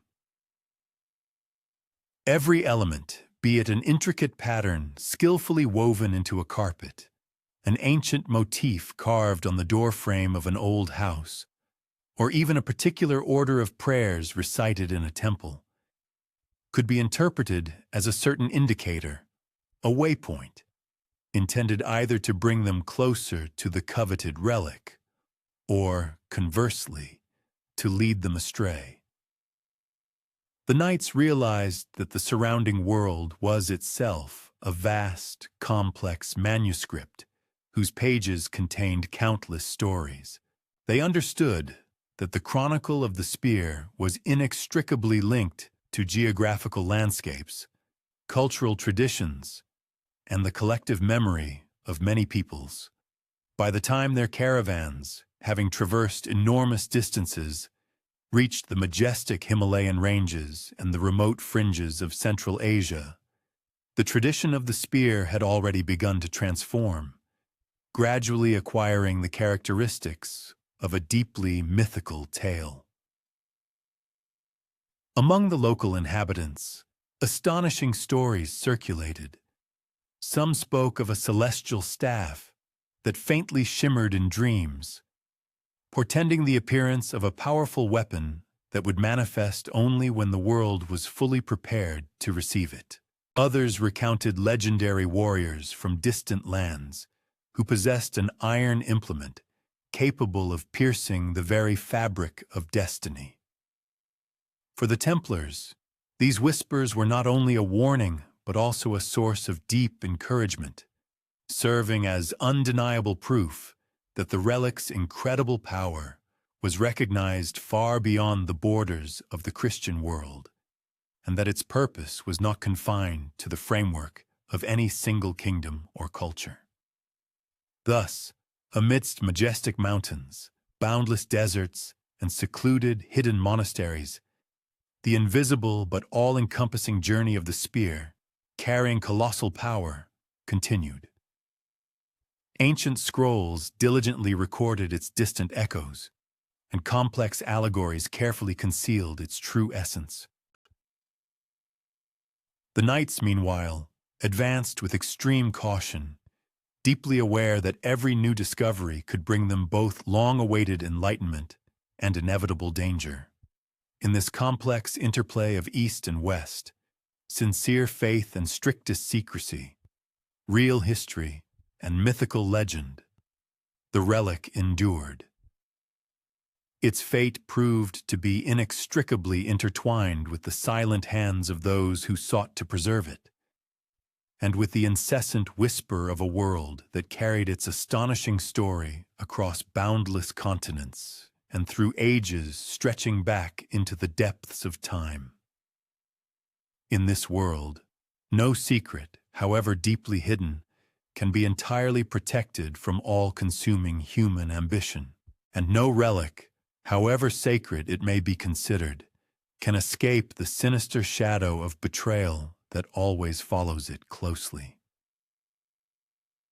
The Templars, entrusted with the great mission of being the guardians of the spear of destiny, carried not only the physical burden of the iron spear itself and the fragile scrolls wrapped in silk, but also the invisible weight of envy, unrestrained greed, and insidious intrigues that relentlessly pursued them, like an unseen but deadly predator. Across the boundless expanses of Europe and the distant East, sinister whispers spread with astonishing speed, outstripping even the knights themselves on their long journeys. These rumors, like poisonous seeds, were passed from mouth to mouth by merchants, traveling monks, and omnipresent spies, each burning with an insatiable desire to seize what rightfully did not belong to them. Within the order itself, vigilance was maintained at an absolute level. Yet even the most hardened and disciplined knights, despite all their steadfastness, could not be considered absolutely infallible. Some of them, blinded by the thirst for boundless power, imagined themselves chosen by destiny itself, destined to possess this mighty spear. Others succumbed to the temptation of lavish bribes, enticing promises, or paralyzing fear, whispering fragments of the sacred map to those who lurked behind the massive walls of the commandery.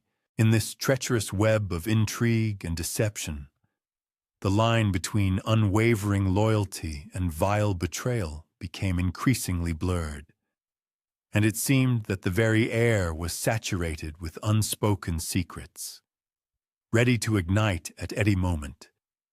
Beyond the massive walls of Templar fortresses, at the same time, the Church and the monarchs of Europe maintained a cautious, watchful observation.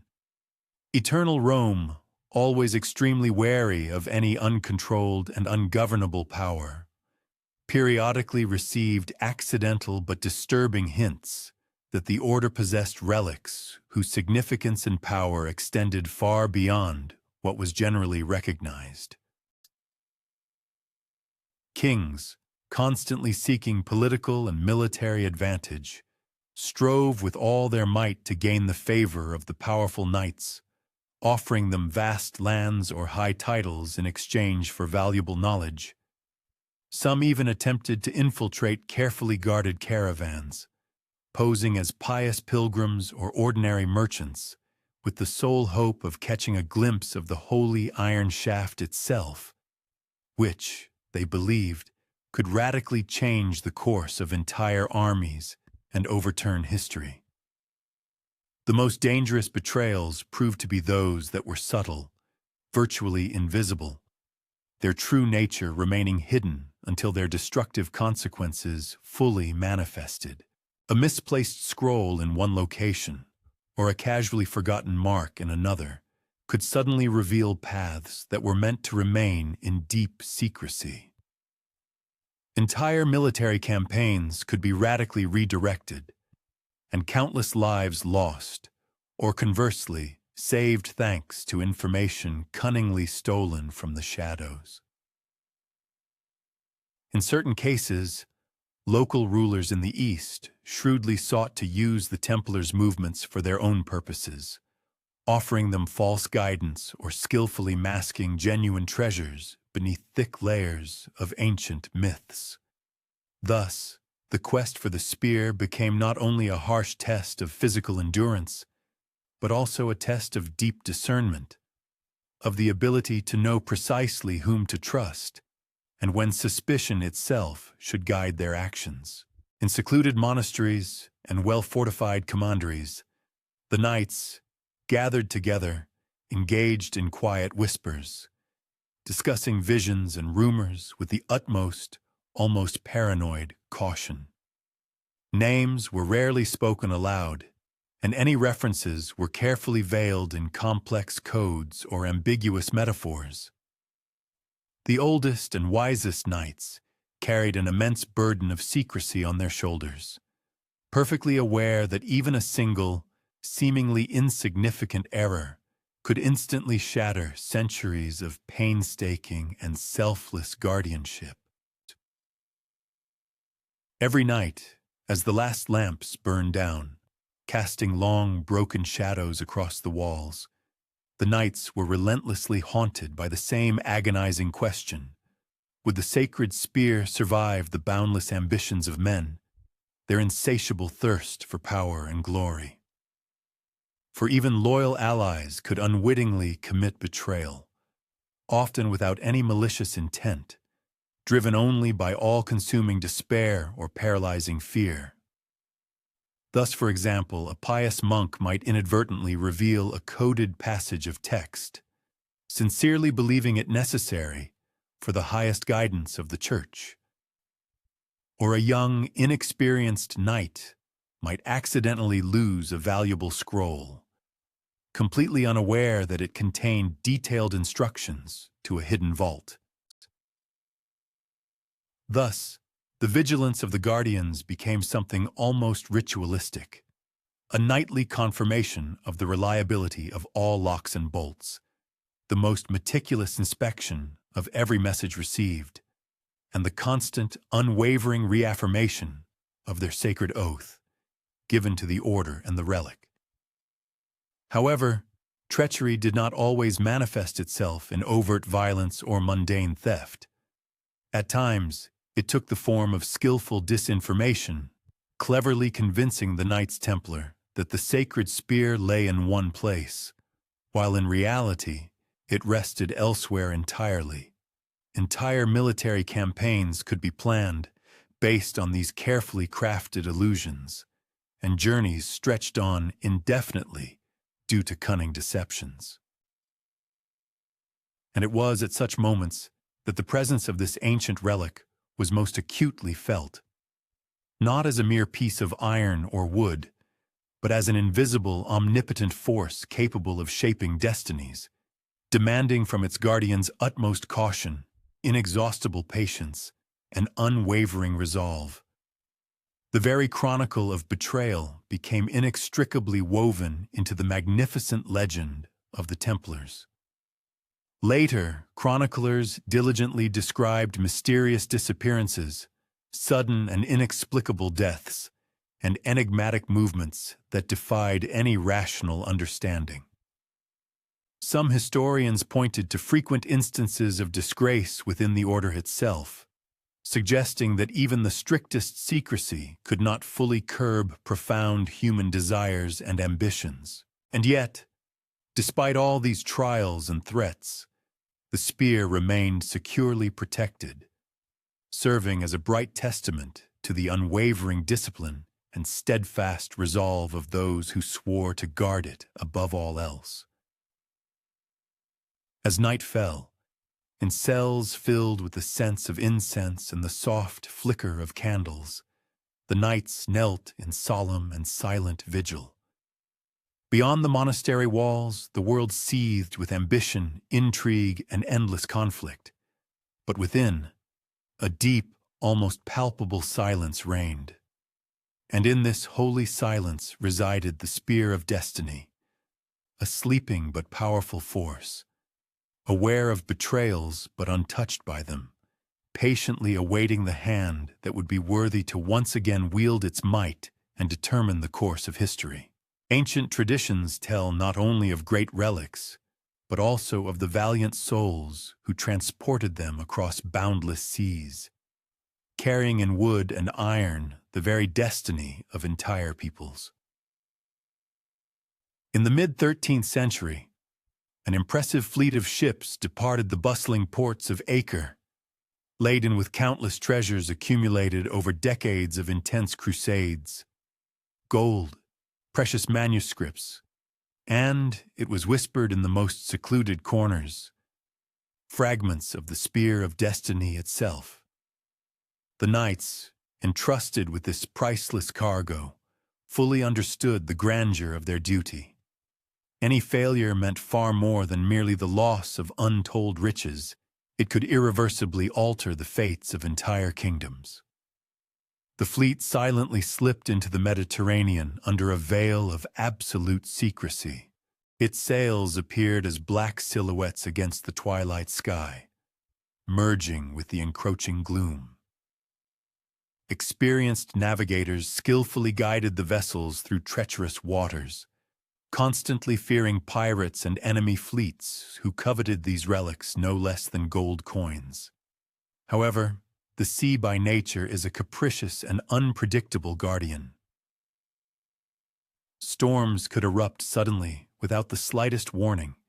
Huge waves crashed against the sturdy hulls of the ships, like mighty fists of enraged gods. Navigation itself became a desperate gamble, as compasses trembled and stars hid behind a dense curtain of clouds. Night after night, the ships stubbornly held their course. Lanterns were extinguished, voices hushed to whispers, knights tirelessly patrolled the decks, their eyes carefully scanning the horizon for any potential threat to their precious cargo. The relics themselves, carefully wrapped and securely fastened in reinforced chests, seemed to almost hum with anticipation, as if aware that their journey could be a turning point, whose significance far surpassed any human understanding. Then, as the fleet approached a narrow and dangerous strait, catastrophe struck. Sudden and furious storms descended upon the ships with relentless, crushing force. Masts cracked and broke, sails tore to shreds, and surging waves swallowed vessels one after another, mercilessly dragging them into the abyss. In this chaos, the knights bravely fought to the last, but even their valor and strict discipline proved powerless against the wrath of the elements. Some ships sank irrevocably, dragging their priceless cargo to the very bottom of the ocean. Others simply vanished, lost in the relentless currents, their fate forever unknown. The survivors spoke of the horror in hushed, trembling voices. People desperately clung to wreckage. Relics slipped from weakening hands, and lanterns swayed like distant stars before being utterly consumed by the profound darkness. Many of the surviving swore that in the heart of the raging storm, they had caught a glimpse of the spear's own shadows, faintly glowing beneath the water and seemingly resisting the relentless pull of the depths. Whether it was a true miracle or merely a hallucination brought on by fear and despair, no one could say. But the memory haunted their nightmares for decades. The vanished fleet became part of history, serving as both a warning and a source of deep obsession. Chroniclers, some of whom claimed to have witnessed the aftermath, recorded only fragmented accounts. Distant wreckage washed ashore, empty chests discovered in secluded coves, and relics appearing years later under circumstances that could not be verified.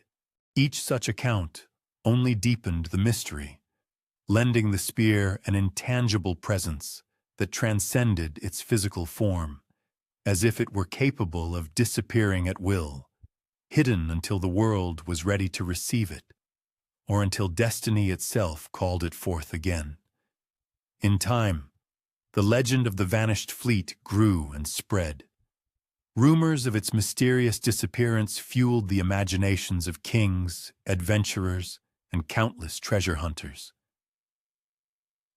Maps were created, often with deliberate errors, indicating supposed wreck sites or burial places of relics. Some daring individuals claimed to have found fragments, pieces of iron or splintered wood. However, none of these artifacts could be convincingly confirmed as the true spear of destiny. Its elusiveness became an integral part of its power, serving as a constant reminder that destiny is not a granted favor, but something to be earned, and at times it is concealed by forces beyond human comprehension. In the monasteries and commanderies of the Templars, discussions of the vanished fleet were extremely rare and always exceedingly cautious. What could be said publicly risked attracting unwanted attention and the greedy hands of those who craved power. Surviving knights and scribes recorded this story exclusively in coded form, ensuring that knowledge of the fleet and any relics it carried remained as much a test of faith as a historical fact. Every tale, every written note, seemed to contain a peculiar interweaving of genuine facts and carefully dispensed misinformation. This served as a kind of veil designed to protect against insatiable ambition and idle curiosity. Even today, the mythical fleet, which vanished without a trace into the vast sea, continues to echo in ancient traditions, serving as a silent testament to the dangerous and sacred journey of holy relics. The iron that once pierced Christ's side was secretly transported across stormy seas, submerged beneath raging tempests, and remained untouched by greed, yet its presence was tantalizingly palpable. This undeniably proved that some forces, be they sacred or purely secular, cannot be entirely contained. They can only be humbly respected, and so in those rare, silent moments when the sea surface calms and the silvery moonlight gently shimmers on the waves, the image of that very relic involuntarily arises. It likely rests somewhere in the depths, silently awaiting its hour, patiently and enduringly, and perhaps even retaining some mysterious premonition of the hand that is destined to find it. By the early 14th century, the Knights Templar had transcended their initial role as mere guardians of sacred artifacts. They had become a formidable force, viewed with undisguised envy and deep suspicion by even powerful kings and pontiffs. Their accumulated wealth had reached truly colossal proportions. The Order's vast network stretched across continents, and their knowledge of relics, both authentic and legendary, was unrivaled in the world at that time.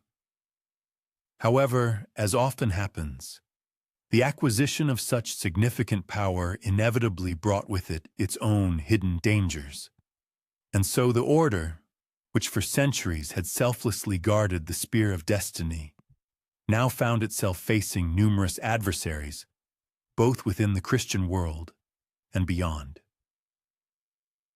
These individuals, driven by fear and a thirst for control, were convinced that no relic, however sacred, should remain outside their comprehensive influence.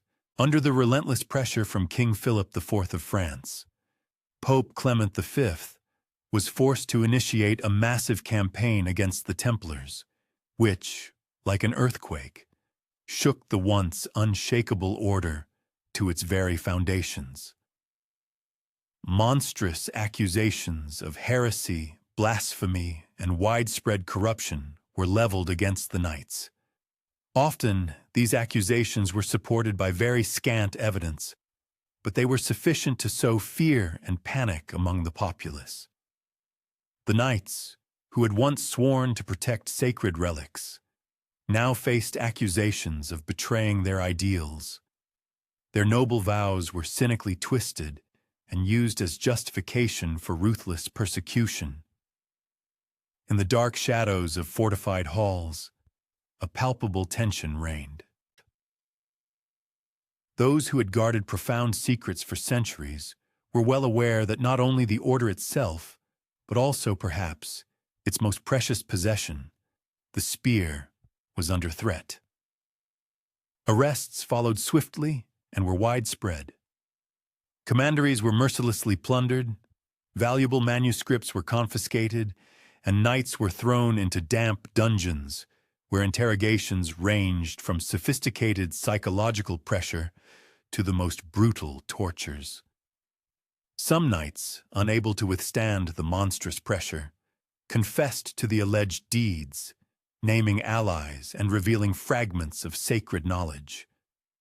However, many others maintained an unwavering silence, remaining faithful to their vows even in the face of certain death. Amidst all these dramatic events, the spear itself disappeared without a trace. None of the chroniclers of the time could reliably confirm its subsequent fate. It was likely securely hidden in a tangled labyrinth of secret vaults, or carried away by loyal knights, or perhaps secretly transported to lands where neither the hand of the Church nor the power of the crown could reach it. The fall of the Templar order was a carefully orchestrated symphony of political maneuvers and intrigues. King Philip IV sought to seize their untold riches, while the papacy aimed to assert its undivided dominion over all secular and spiritual forces. In the ensuing chaos, rumors of the spear's possible survival spread rapidly. Traditions spoke of knights who had managed to escape to the east, carrying fragments of the sacred relic with them, while others, it was rumored, had securely hidden manuscripts detailing its exact location in secluded European monasteries. The line between harsh historical truth and whimsical legend was finally blurred, and the spear's presence transformed into an invisible, shadowy thread, skillfully woven into every rumor of Templar survival. Monasteries and secluded abodes became temporary refuges for fugitives. Some knights vanished into complete obscurity, joining other orders or adopting new identities, but always invisibly, carrying in their memory or even in their possession the very relic they had sworn to protect with their lives. Still other knights secretly sailed to distant, unknown lands, crossing boundless seas and scorching deserts, as they had done for decades, tirelessly ensuring that the spear of destiny would never fall into unworthy hands. Every act of concealment, every cautious measure, only strengthened the aura of mystery and power surrounding the legend. This relic was too powerful to be widely known, too dangerous to be fully revealed, yet it was too significant to be utterly forgotten. While the Church and the monarchy triumphed, celebrating the suppression of the Templar order, they were completely unaware that the order's true influence and legacy continued to live and thrive in the most hidden corners of the world. Crypts located beneath abandoned commanderies, cunningly coded manuscripts in Europe's vast libraries, and remote monasteries in the East, all served as silent but undeniable witnesses. In each of these places, the legacy of guardianship was carefully preserved, proving that deep faith and strictest secrecy could withstand even the most aggressive and ruthless attempts at eradication. Even in the public tales of betrayal and brutal executions, propagated by the authorities, subtle hints of the spear's possible survival were contained.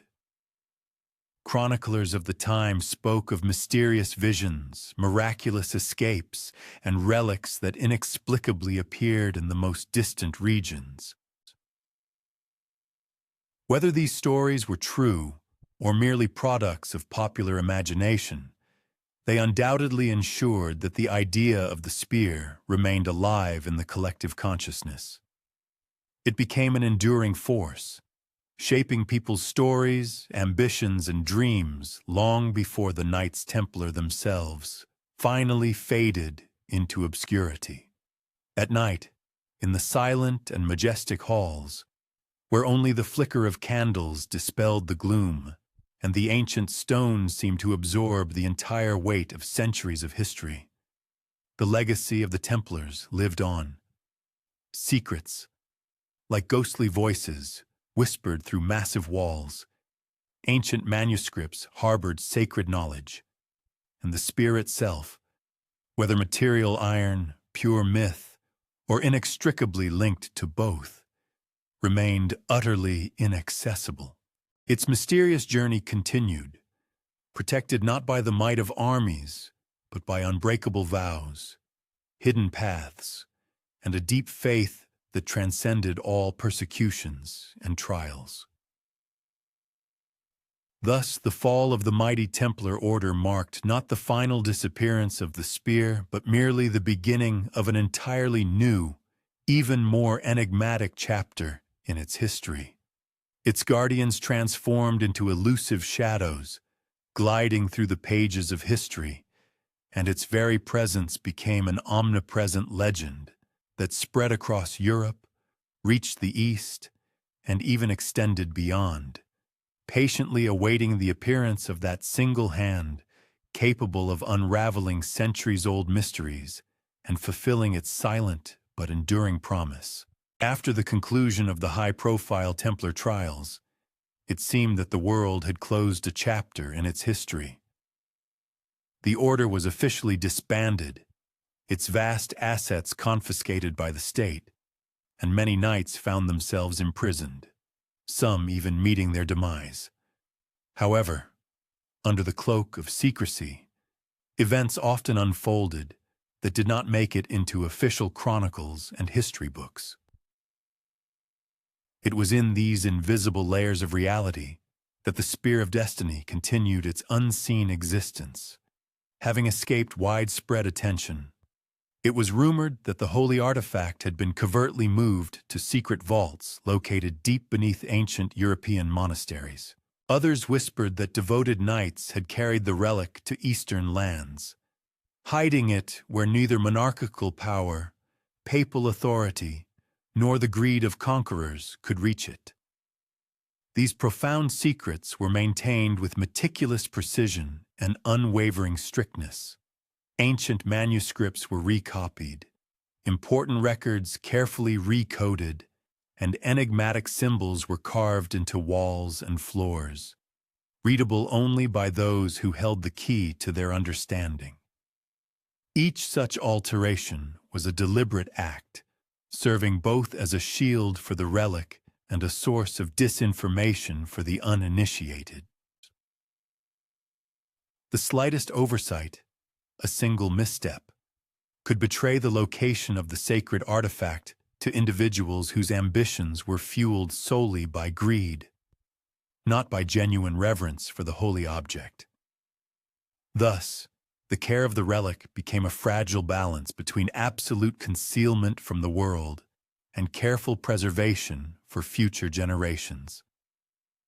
In serene European towns, travelers passed stories by word of mouth about mysterious, cloaked figures silently gliding in the moonlight, and about enigmatic cargo silently moving from one secluded monastery to another. Some even claimed to have caught glimpses of parts of the relic, skillfully disguised and hidden in plain sight. For example, an iron shaft cleverly passed off as part of ceremonial tools, or fragments of maps skillfully sewn into the bindings of old psalters. To the uninitiated observer, these objects seemed ordinary, unremarkable. But to those initiated into the secrets, they were key elements of a complex puzzle stretching across continents and millennia. Even within the church itself, information about the relic was carefully segmented. Cardinals, simple monks, and scholarly scribes possessed only that part of the knowledge strictly necessary to maintain the appearance of complete ignorance. Each of them was bound by an unbreakable oath of secrecy, whose history reached back further than that of many kingdoms. The very process of concealment transformed into a sacred ritual, with procedures revered as holy as daily prayer. Keys to the mysteries were entrusted only to those deemed truly worthy.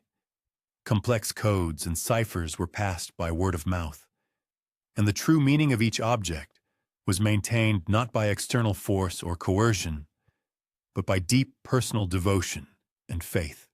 Former allies of the Templar order, scattered across the vast expanses of Europe and Asia, became silent but reliable guardians.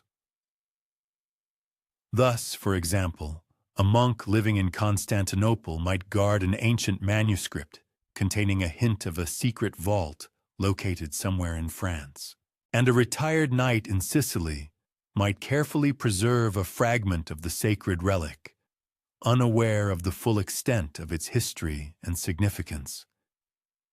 These men and women performed their duties with unflappable resolve and deep inner focus, keenly aware that every object, every scroll, every coded note was an integral part of a much larger and more significant legacy.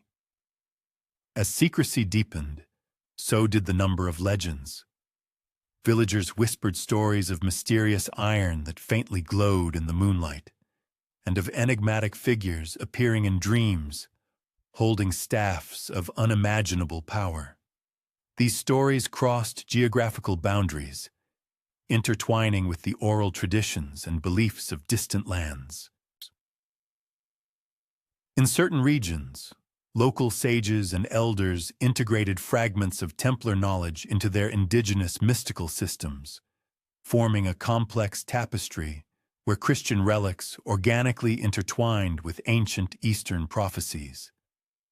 The spear itself, thus, transformed not so much into a physical object as into a powerful symbol, a focal point of destiny, whose essence transcended mere iron and wood. Its invisible presence was felt in the cautious movements of guardians, in the muffled prayers offered in secret places, and in the careful, painstaking preservation of ancient knowledge. And knights and monks alike understood that their mission was not only to guard a simple weapon, but to preserve an entire history, colossal power, and the greatest responsibility passed down through centuries, starting from the events on Golgotha itself. Every night, in secluded chambers and silent corridors, the guardians tirelessly performed their sacred duties. The flickering candlelight glided across ancient stone walls, illuminating enigmatic markings, obscure key symbols, and carefully bound scrolls. Every movement was deliberate and intentional, every decision weighed with a deep awareness that even centuries of meticulous preservation could be shattered by a single act of carelessness or treachery.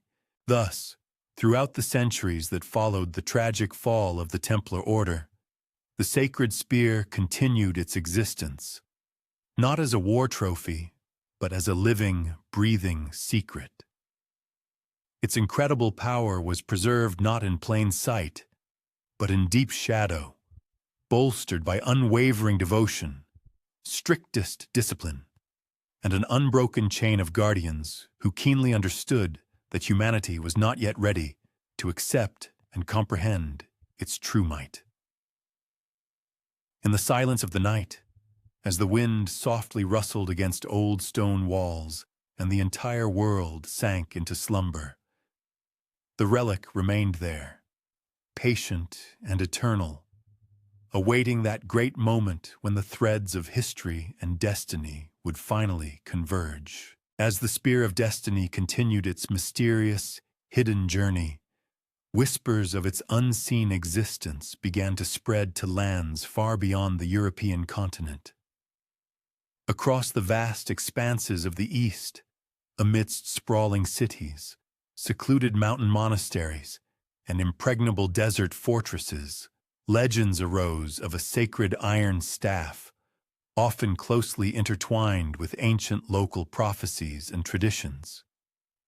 Distinguished scholars and profound mystics alike pondered this weapon, capable of piercing not only physical flesh, but also the very delicate fabric of destiny, a relic whose transcendent power surpassed the boundaries of cultures and religious doctrines, yet remained securely shrouded in the deepest mystery. Holmes. Templar emissaries, embarking on long journeys to the East, often encountered these astonishing stories, but their innate curiosity was invariably tempered by extreme caution. In ancient Persia, travelers passed down traditions of a celestial staff that monks glimpsed in their dreams during deep nocturnal meditations. In India, Brahmin sages vaguely hinted at the existence of a divine spear that independently chose its true wielder, manifesting to the world only in those moments when it balanced on the fragile edge of its fate. And although the language of narration and symbolism in these accounts varied markedly, The internal resonance connecting them to the spear was absolutely unmistakable. The same incomprehensible force that once whispered faintly through the centuries, penetrating Antioch, skillfully guided caravans across boundless deserts, and unyieldingly survived the catastrophic fall of the Templar order, continued its invisible existence. The guardians of the spear, initiated into its secrets, deeply understood the true significance of ancient prophecies. For them, these predictions were not merely folk tales or common folklore. They represented an integral part of a meticulously woven veil, designed to protect the sacred relic from unworthy eyes. Traditions about the powerful staff, or spear, were deliberately multiplied and disseminated in such a way as to mislead those unprepared to grasp the truth, while simultaneously preserving the finest, almost invisible trace for the chosen. For those who possess the gift and wisdom to correctly interpret the hidden meaning. Maps skillfully woven into ancient manuscripts, symbols coded in sacred texts, and allegories carefully embedded in ritual actions, all served as repositories of delicate instructions, intended only for those who could perceive them. In secluded monasteries, perched high in rocky mountains, Templar brothers regularly gathered with local scholars to discuss the profound meaning of these prophecies, often resorting to enigmatic metaphors and allegories. One night, one of the monks recounted a vision. He saw the spear, shimmering in the first rays of dawn, carried not by mighty kings, but by a figure shrouded in shadow, whose mere presence, it seemed, could alter the very destiny of entire nations. The Templars, in turn, solemnly nodded, confirming their deep understanding. They unmistakably recognized in this vision a message calling for boundless patience, strictest secrecy, and tireless vigilance. The spear, they believed, would reveal itself to the world only when the world was truly ready, and when the right, pure hands were prepared for it. Even as these sacred journeys continued, the shadow of betrayal invariably followed them. Local rulers, driven by avarice, sometimes sought to seize the relic for themselves, offering the Templars hospitality or profitable trade in exchange for precious knowledge. Others attempted to skillfully mask their true motives behind a facade of diplomacy or spiritual guidance. The Templars, trained in discernment and caution, skillfully navigated these complex encounters, keenly aware that the slightest error could irrevocably destroy centuries of meticulous guardianship. Night often brought visions, both literal and metaphorical, to those who had even glimpsed the spear or heard of its unearthly power. A fire flickering in a desert camp could, it seemed, illuminate the path forward, indicating the correct direction. A dream of iron-piercing stone could become the key to determining the next caravan's route. Every subtle sign was studied with reverence, as if the relic itself communicated with them through layers of legends, prophecies, and coded instructions. Thus, the legend of the spear became inextricably linked with the mystical landscape of the East. It became an integral part of local folklore, closely intertwining with stories of the cycles of kings, sages, and great warriors. Never fully revealing itself, it maintained an aura of mystery that transcended cultural, linguistic, and religious barriers. In every whispered story, in every enigmatic manuscript, and in every careful observation, the presence of the spear was subtly preserved, a silent force permeating continents and generations. The Templars' role was both simple in its essence and enormous in its significance: to preserve, conceal, and interpret the finest signs that guided its path.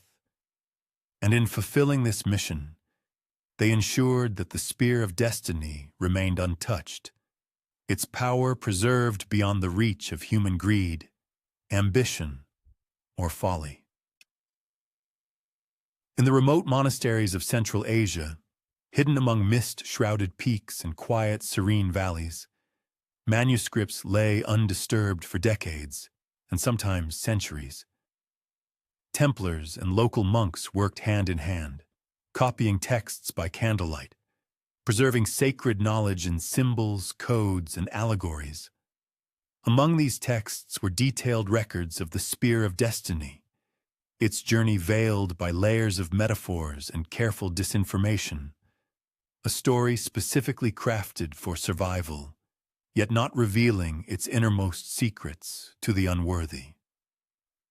The mist, swirling through the valleys, seemed almost alive, winding around ancient stone walls, slipping under doors, and enveloping monastery courtyards in a muffled, almost otherworldly silence. In this soft obscurity, scribes moved with astonishing precision, their quills scratching across parchment, making sounds like the whisper of wind in the mountains. Every stroke of ink on the parchment carried the burden of centuries of guardianship. Every symbol was deliberately crafted to simultaneously conceal and reveal the truth. Some manuscripts were written in local dialects, others in Latin, Arabic, or Hebrew. Many contained complex diagrams resembling star constellations, maps folded into impossible geometric shapes, and riddles that skillfully blended sacred scriptures with astrological knowledge.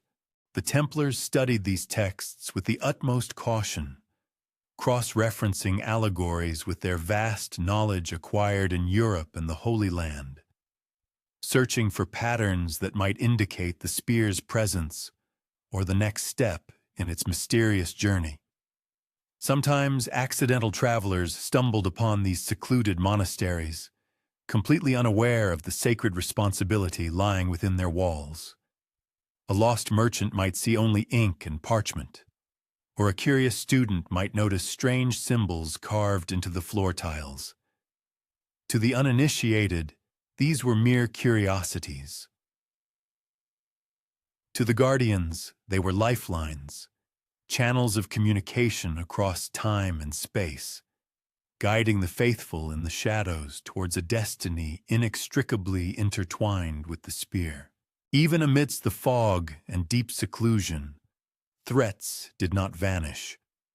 Rival forces began to sense the remnants of the Templar order, tracking the faintest traces of knights who had escaped the purges in Europe. Intercepted letters in distant markets, travelers' tales, and misinterpreted maps could reveal the relic's location to greed and ambition. For this reason, every manuscript was protected by multiple layers of false trails, symbolic disinformation, and embedded codes that only disciplined and scholarly minds could decipher. The knights in the monasteries carried their own magic. Candles flickered, illuminating walls painted with images of saints, warriors, and symbols too complex for casual interpretation. Beyond the ancient walls, the mist thickened, like a living, breathing memory, slowly descending the gentle slopes. Inside, in the stone chambers, monks and valiant knights exchanged quiet, almost whispered conversations, discussing mystical visions, their observations, and carefully formulated instructions intended for future generations of guardians. Even sleep was elevated to the rank of a strict ritual, within which dreams were recorded with utmost accuracy and then interpreted as elusive messages. A secret language accessible only to those whose consciousness was tuned in unison with the spear. Thanks to these meticulously crafted manuscripts, the very presence of the spear of destiny acquired an almost intangible character. It manifested as an unseen but powerful force that subtly guided important decisions, instilled necessary caution, and shaped the very course of human history, while never fully revealing its true form. Every curve of parchment, every line encrypted with mysterious signs, served as a silent reminder that true power lies not only in physical possession, but also in boundless patience, deep understanding, and strictest secrecy. The influence of this sacred relic remained elusive, yet remarkably persistent. It subtly shaped destinies without requiring direct physical contact, always remaining somewhere nearby, yet almost invisible. And so, amidst the mists and majestic mountains, the guardians carefully protected what could not be taken by force, recorded what could not be spoken aloud, and silently moved through the echoes of bygone centuries. The spear itself, shrouded in a veil of mystery, rested somewhere within invisible confines. Its legend lived in coded texts and in the silent yet tireless vigilance of those who deeply understood that history is often written not on battlefields or in loud proclamations, but in shadows and ink, in the soft rhythm of breath and the careful movement of a pen. Beneath ancient arches of monasteries, in the depths of forgotten castles, and even under humble chapels, hidden vaults carefully guarded their treasures for millennia.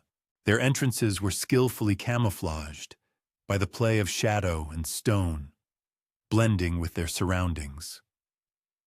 These vaults were not mere storage places for artifacts. They were true sanctuaries, designed to protect what the world was not yet ready for.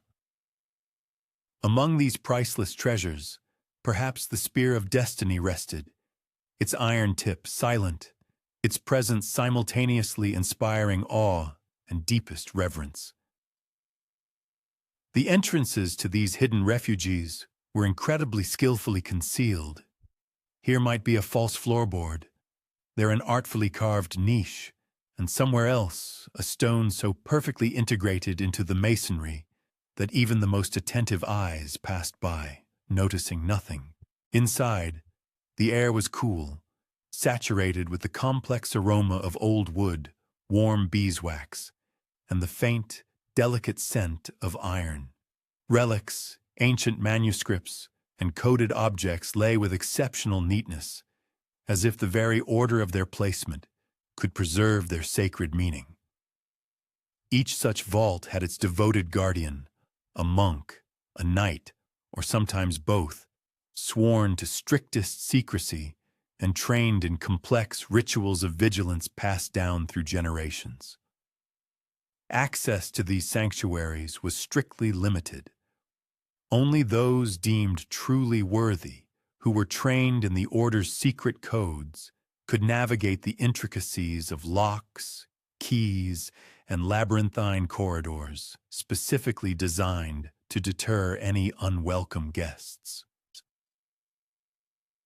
Some vaults required the knowledge of several individuals located in different parts of the world to open. Others required the performance of subtle gestures, the whispered recitation of special phrases, or the precise alignment of stars at specific moments. Each such measure was a test, ensuring that the spear of destiny and its associated knowledge remained beyond the reach of the unworthy. The vaults themselves possessed a quiet, majestic dignity. Candles flickered softly, casting reflections on stone walls adorned with barely discernible inscriptions, some of which were understandable, others remaining a complete enigma. Scrolls and folios rested on wooden shelves, steeped in deep shadow, while relics were carefully laid on velvet or in massive iron-bound chests. The spear, if it were here, would lie wrapped in cloth, its iron shaft absorbing the dim light, waiting in patient silence until the right hand came to take it. The air seemed charged with a certain anticipation, a presence that could be felt but not seen. The guardians maintained continuous vigilance. Nights were spent in silent watch, their steps measured, their breathing shallow. Some reported dreams in which the spear itself seemed to guide them, giving subtle indications of impending danger or necessary protection. Others felt subtle changes in the atmosphere of the vault, a whisper of air that carried a message discernible only to those truly attuned to its frequency. It seemed as if the relic possessed its own consciousness, subtly influencing those who had sworn to care for it. However, despite all the carefully planned precautions, threats remained. Treasure hunters, ambitious nobles, and even members of the clergy sought access to these hidden vaults, drawn by alluring legends and rumors. Some infiltrated monasteries disguised as pilgrims or scholars, hoping to catch even a glimpse of the iron gleaming beneath the protective cloth. Others resorted to bribery, intimidation, or even betrayal. Nevertheless, the vaults endured, their secrets securely protected by layers of disinformation and generations of disciplined guardians. Legends of these hidden refuges spread throughout the regions, transforming into whispers of miraculous artifacts that seemed to appear in the most remote lands. Some vaults were deliberately relocated, carried brick by brick to new, even more hidden places, leaving behind only faint hints in the margins of old manuscripts or encoded diagrams. Others remained untouched for centuries, their guardianship passed from hand to hand, always maintaining a delicate balance between protection and concealment. In these vaults, the spear of destiny existed not as a mere physical object, but as a living testament to faith, unbreakable secrecy, and the careful, almost orchestral staging of history. Its presence was simultaneously comforting and terrifying, a symbol of ultimate power, yet it was kept in complete silence, invisible to ambitious eyes, patiently awaiting the moment when destiny itself would awaken it. In the silent world of monastic abodes and unyielding stone, the spear endured, a patient witness to the passage of centuries. Hidden, yet profoundly present, it waited until the world was ready to encounter it again. Even centuries later, the echoes of the Crusades resonated across Europe and the Middle East, leaving behind traces of memory, legends, and hidden relics. The spear of destiny, once carried across blood-soaked battlefields, remained inextricably linked to these reverberations. Its journey was marked by the movements of knights, armies, and the whispers of instructions coded in ancient manuscripts. Though the wars ended, their consequences remained a palpable, persistent shadow. Pilgrimage routes, once teeming with soldiers and clergy, now served merchants, travelers, and monks, unwittingly retracing the same paths, once trod by Templars carrying sacred cargo. Along these roads, fragments of legends circulated, glimpses of iron hidden in vaults, tales of knights disappearing in the east with precious relics, and visions of a staff capable of changing the fate of nations. These echoes were subtle yet persistent, reminding that destiny often moves invisibly through the quiet actions of those who remember and preserve it. The spear itself became a powerful symbol, a beacon and a warning. Chroniclers noted its presence in texts, sometimes disguised as allegory, sometimes merely hinted at by metaphor. In one illuminated manuscript, a knight's spear shone brighter than the others, guiding the viewer's eye across a miniature map, suggesting a secret path from Acre to distant lands. To the uninitiated, these were mere embellishments,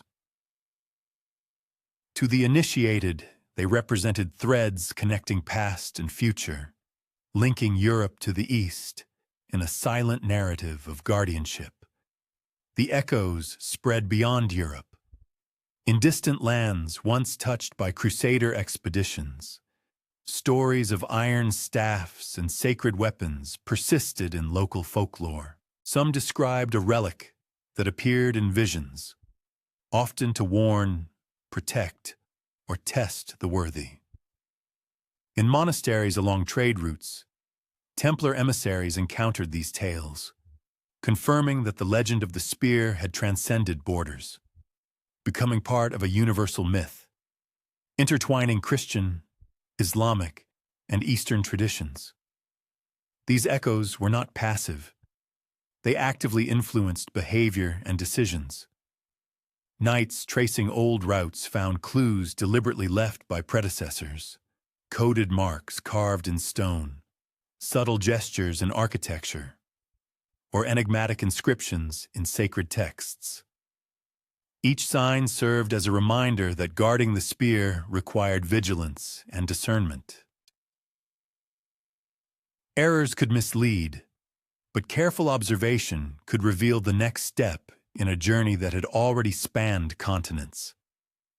Even kingdoms and emperors felt the impact of the Crusades' legacy. Political maneuvers, territorial claims, and secret alliances were often influenced by rumors of sacred relics quietly moving behind the scenes. Ambitious individuals sought to intercept or control these currents, believing that possession of the spear would grant them divine favor or undisputed power. However, time and concealment ensured that only those trained in secrecy could perceive its true presence. At night, along desolate pilgrimage routes, the wind carried whispers of long-past battles, vows, and knights who had vanished into the mists of history with sacred cargo. The echoes of clashing swords, murmuring prayers, and whispered commands seemed to blend with the present, reminding anyone who listened that history is not merely recorded in books, but lives in the persistent movement of memory, legends, and vigilance. Thus, the resonance of the Crusades persisted not only in chronicles and ruins, but also in the hidden life of the Spear of Destiny. It remained a silent witness to the ambitions, courage, and failures of people and nations, preserved by those who understood that some relics must exist in secret, their influence invisible yet profound, awaiting the moment when destiny itself calls them again. Across Europe and Asia, rulers whispered of hidden treasures, coveted relics, and unseen powers. Among them, certain emperors and monarchs claimed knowledge of objects capable of changing the fate of kingdoms. Their interest in the Spear of Destiny was veiled in diplomacy and cunning. The spear, having survived Templar guardianship and the collapse of their order, began to attract attention from the highest thrones, from individuals who understood its symbolic and strategic significance. It is said that one such emperor, seated in a hall with gilded columns and shadowed frescoes, secretly convened advisors discussing the possibility of the spear's survival. Maps were unrolled, intercepted letters scrutinized, and coded messages compared with chronicles held in vaults known only to a select few. The discussion was cautious, circumspect. Even kings and emperors acknowledged that the object's power lay as much in legend as in reality. Mishandling knowledge of it could lead to chaos or worse. Covertly carrying out their assignments, the emperor's agents moved along the abandoned routes of ancient trade paths and pilgrimage trails. Their path followed the traces left by the Templars, who had once journeyed eastward, blazing their own enigmatic trails. In the course of these explorations, they stumbled upon secluded monasteries, encountered bustling merchant caravans, and discovered mysterious manuscripts, each of which could contain precious information. Every clue found was meticulously analyzed, compared with ancient prophecies and circulating rumors to separate truth from fiction. Some of these threads, alas, led the researchers down false paths, immersing them in delusions and costing them valuable time. Others, on the contrary, pointed to the existence of hidden refuges, located in the most remote and forgotten corners of the vast empire. However, regardless of the outcome, each new piece of knowledge, each found scrap of information, only strengthened the conviction that the legend of the mysterious spear was as powerful and tangible as the relic itself. It gradually transformed into an unyielding symbol of power and destiny, which seemed inextricably linked in its mystical image. At the imperial court, this obsession took on a dual character, sacred and pragmatic. Religious advisors spoke reverently of the spear as an instrument of divine will, capable of attracting divine grace and legitimizing the power of those rulers who wielded it righteously. At the same time, military strategists saw in it a powerful tool of moral influence, a symbol, the possession of which could not only inspire their own armies to feats of valor, but also instill terror in the hearts of enemies. However, despite all their tireless efforts and deep investigations, the enigmatic artifact remained inaccessible. Its exact location was hidden for many centuries, thanks to the ingenious foresight of the Templars and the tireless guardianship of monks and knights who swore to keep it secret. Even within the imperial circle itself, secrecy was an absolute priority. Knowledge of the spear was deliberately fragmented, distributed among trusted individuals. Carefully crafted rumors were skillfully spread, designed to confuse potential rivals and distract them from the true state of affairs. Couriers carried coded letters, cleverly disguised as routine correspondence, while special envoys traveled exclusively at night, like shadows among shadows, delivering snippets of information to those sworn to decipher them. The emperor was well aware that the mere knowledge of the spear's existence could already serve as a powerful weapon. The notion of its presence, of its potential power, could be as dangerous and destructive as the mysterious relic itself. Traditions tell of moments when the emperor, in the solitude of his private chambers, in complete silence, bent over a map covered with mysterious symbols that only he and his closest, most trusted advisors could decipher.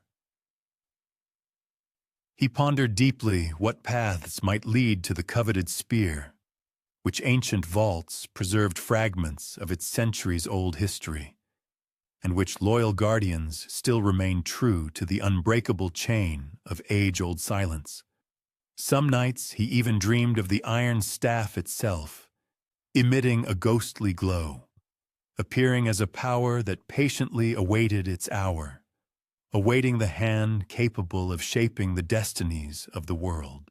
Thus, in lavish palaces and impregnable fortresses, across the borders of numerous states and vast empires, the relentless search for the coveted spear continued.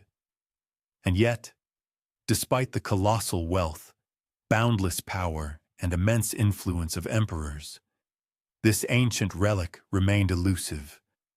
It continued its invisible existence in impregnable vaults, secluded monasteries, and the hidden labyrinths of the past.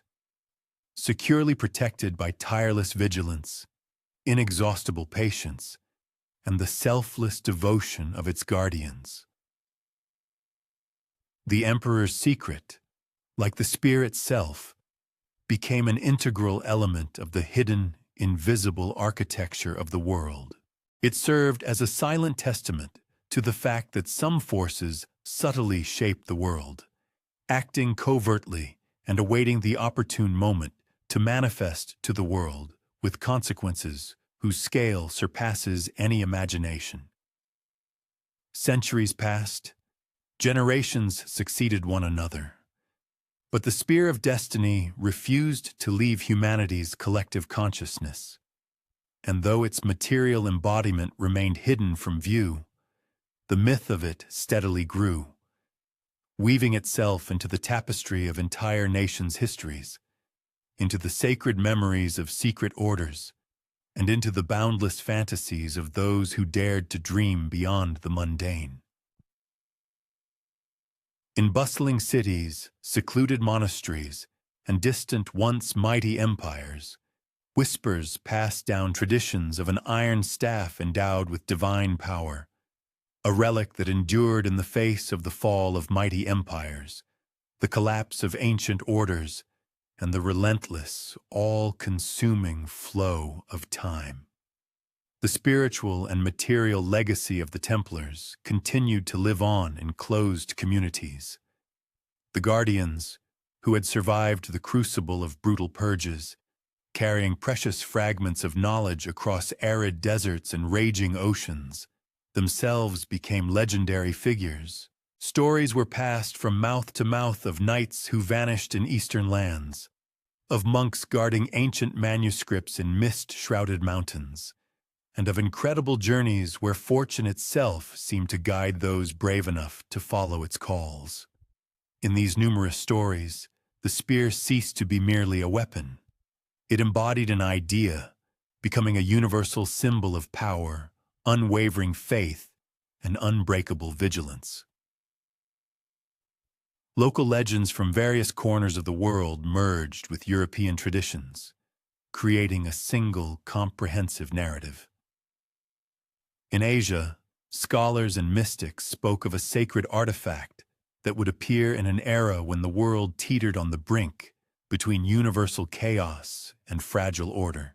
In Europe, secret societies held their mysterious conversations about a Templar relic, invisible yet possessing colossal power, capable of influencing both the destinies of kings and the fate of emperors. Across the continent, this narrative was enriched with new details and meanings, overlaying prophetic visions onto tangible reality and skillfully weaving mythical tales with meticulously preserved centuries-old truth, safeguarded for centuries by devoted guardians. Even in peacetime, the legend of the spear influenced the strategic decisions of rulers. Scholars meticulously deciphered coded manuscripts, rulers tracked elusive rumors, and those hungry for power followed secret routes that had been skillfully concealed by the Templars. The spear's influence was subtle, yet pervasive. Its story alone shaped ambitious designs, served as an inspiration for numerous quests, and guided fateful choices, never requiring its material manifestation. Its true essence had long transcended the limitations of mere metal and spilled blood. It had itself become the embodiment of destiny, something far greater than a mere material object. Night after night, in the most hidden corners of the planet, tireless guardians continued their sacred vigil. The spear, carefully wrapped and skillfully concealed, immersed in deep silence, rested in wait, yet seemed to pulse, burdened by the weight of centuries of history. Its presence was both silent and undeniably authoritative, serving as vivid proof that power, when hidden and guarded with selfless devotion, possesses a might surpassing that of entire armies or the treasures of entire empires. Even a faint glimmer in a dimly lit, candle-lit vault, a barely perceptible trace in a coded manuscript, or a whispered prophecy convinced believers that the ancient relic had endured. Numerous legends invariably told of its possible triumphant return. Various traditions claimed that the ancient artifact, known as the Spear of Destiny, would appear to the chosen in an hour of imminent threat. Others whispered that the spear itself possessed a will, manifesting only when the inexorable course of fate demanded it. For centuries, this captivating story instilled awe, apprehension, and a spark of hope in the hearts of people everywhere, invisibly connecting countless generations. That very iron tip, which, according to tradition, pierced the earth of Golgotha, continued its silent existence, waiting, filled with patience and eternity. Thus, the Spear of Destiny, reborn in tales and traditions, transformed into a power extending beyond ordinary chronology. It embodied an emblem of unwavering faith, carefully guarded secrecy, and a preordained destiny that slowly makes its way through the ages, awaiting that single hand that will one day be able to return it to the world. For in that sacred moment when myth and reality once again intertwine, its narrative will remain unchanged. Silent, yet filled with colossal power, like a delicate thread woven into the magnificent tapestry of human history, whispering that some sacred relics, certain truths, and destined fates cannot be destroyed. They are merely hidden until humanity is ready to receive them. And now, as the centuries inexorably draw closer to our time, the Spear of Destiny once again resides in deep mystery and oblivion.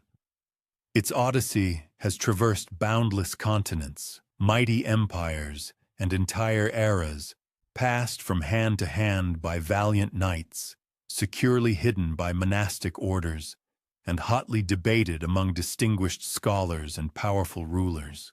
In secluded treasuries, beneath ancient stone floors, behind skillfully concealed walls, or carefully rolled within encrypted manuscripts, it silently rests, awaiting its hour, uttering no sound, yet seemingly possessing a certain knowledge. Its ancient iron shaft seemed to absorb the dim flicker of candles and the deep shadows of those who had sworn to protect it. Though time has smoothed the sharp edges of human memory, the legend of the Spear of Destiny remains astonishingly alive and vibrant. Everywhere, from the expanses of Europe to the distant lands of Asia, echoes of its invisible presence are heard in subtle tales. They can be found in the painstaking research of ancient manuscripts, in the architectural designs of monasteries and temples, and in the cautious actions of guardians who deeply understand that some mysteries possess a weight surpassing the power of kings, and a scale eclipsing entire empires.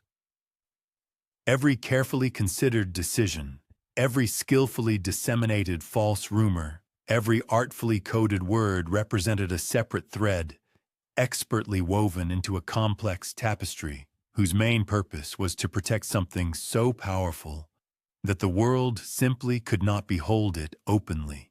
Even today, only a few, who possess a special intuition for the hidden currents of history, are able to recognize the subtle traces left by this artifact. Ancient monasteries seem to whisper of iron hidden beneath ancient stones. Scrolls written in long-forgotten languages contain hints of secret routes, traversing mountain ranges and arid deserts, and enigmatic symbols preserved in hidden corners of libraries point to the location of objects possessing power significantly exceeding ordinary human perception.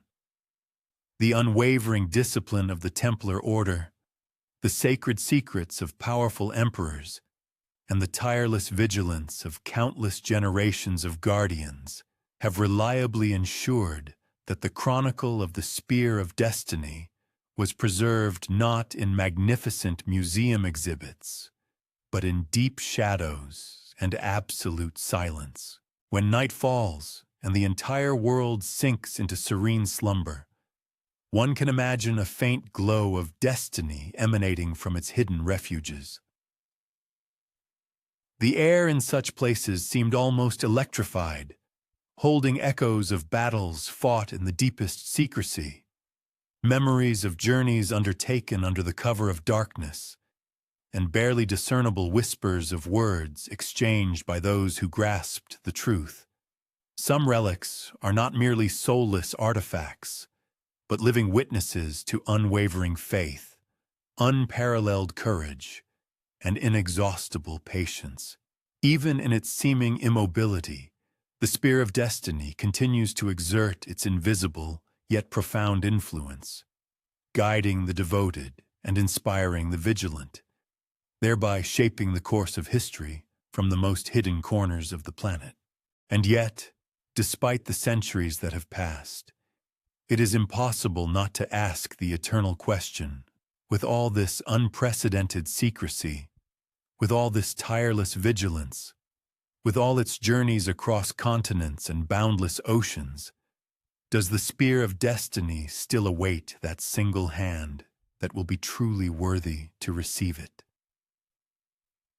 Does it rest deeply buried beneath layers of stone, or is it skillfully hidden in ancient manuscripts, or perhaps silently lies in some long-forgotten vault, its existence known only to the silent shadows? Or has destiny itself changed, offering the world a fleeting chance to glimpse a power it was never meant to possess? In this twilight of mysteries, where historical facts and ancient legends inevitably intertwine, this relic continues to exist, silent, eternal, filled with boundless patience. Its journey has been incredibly long, its guardianship has remained unbroken, and its narrative is far from complete.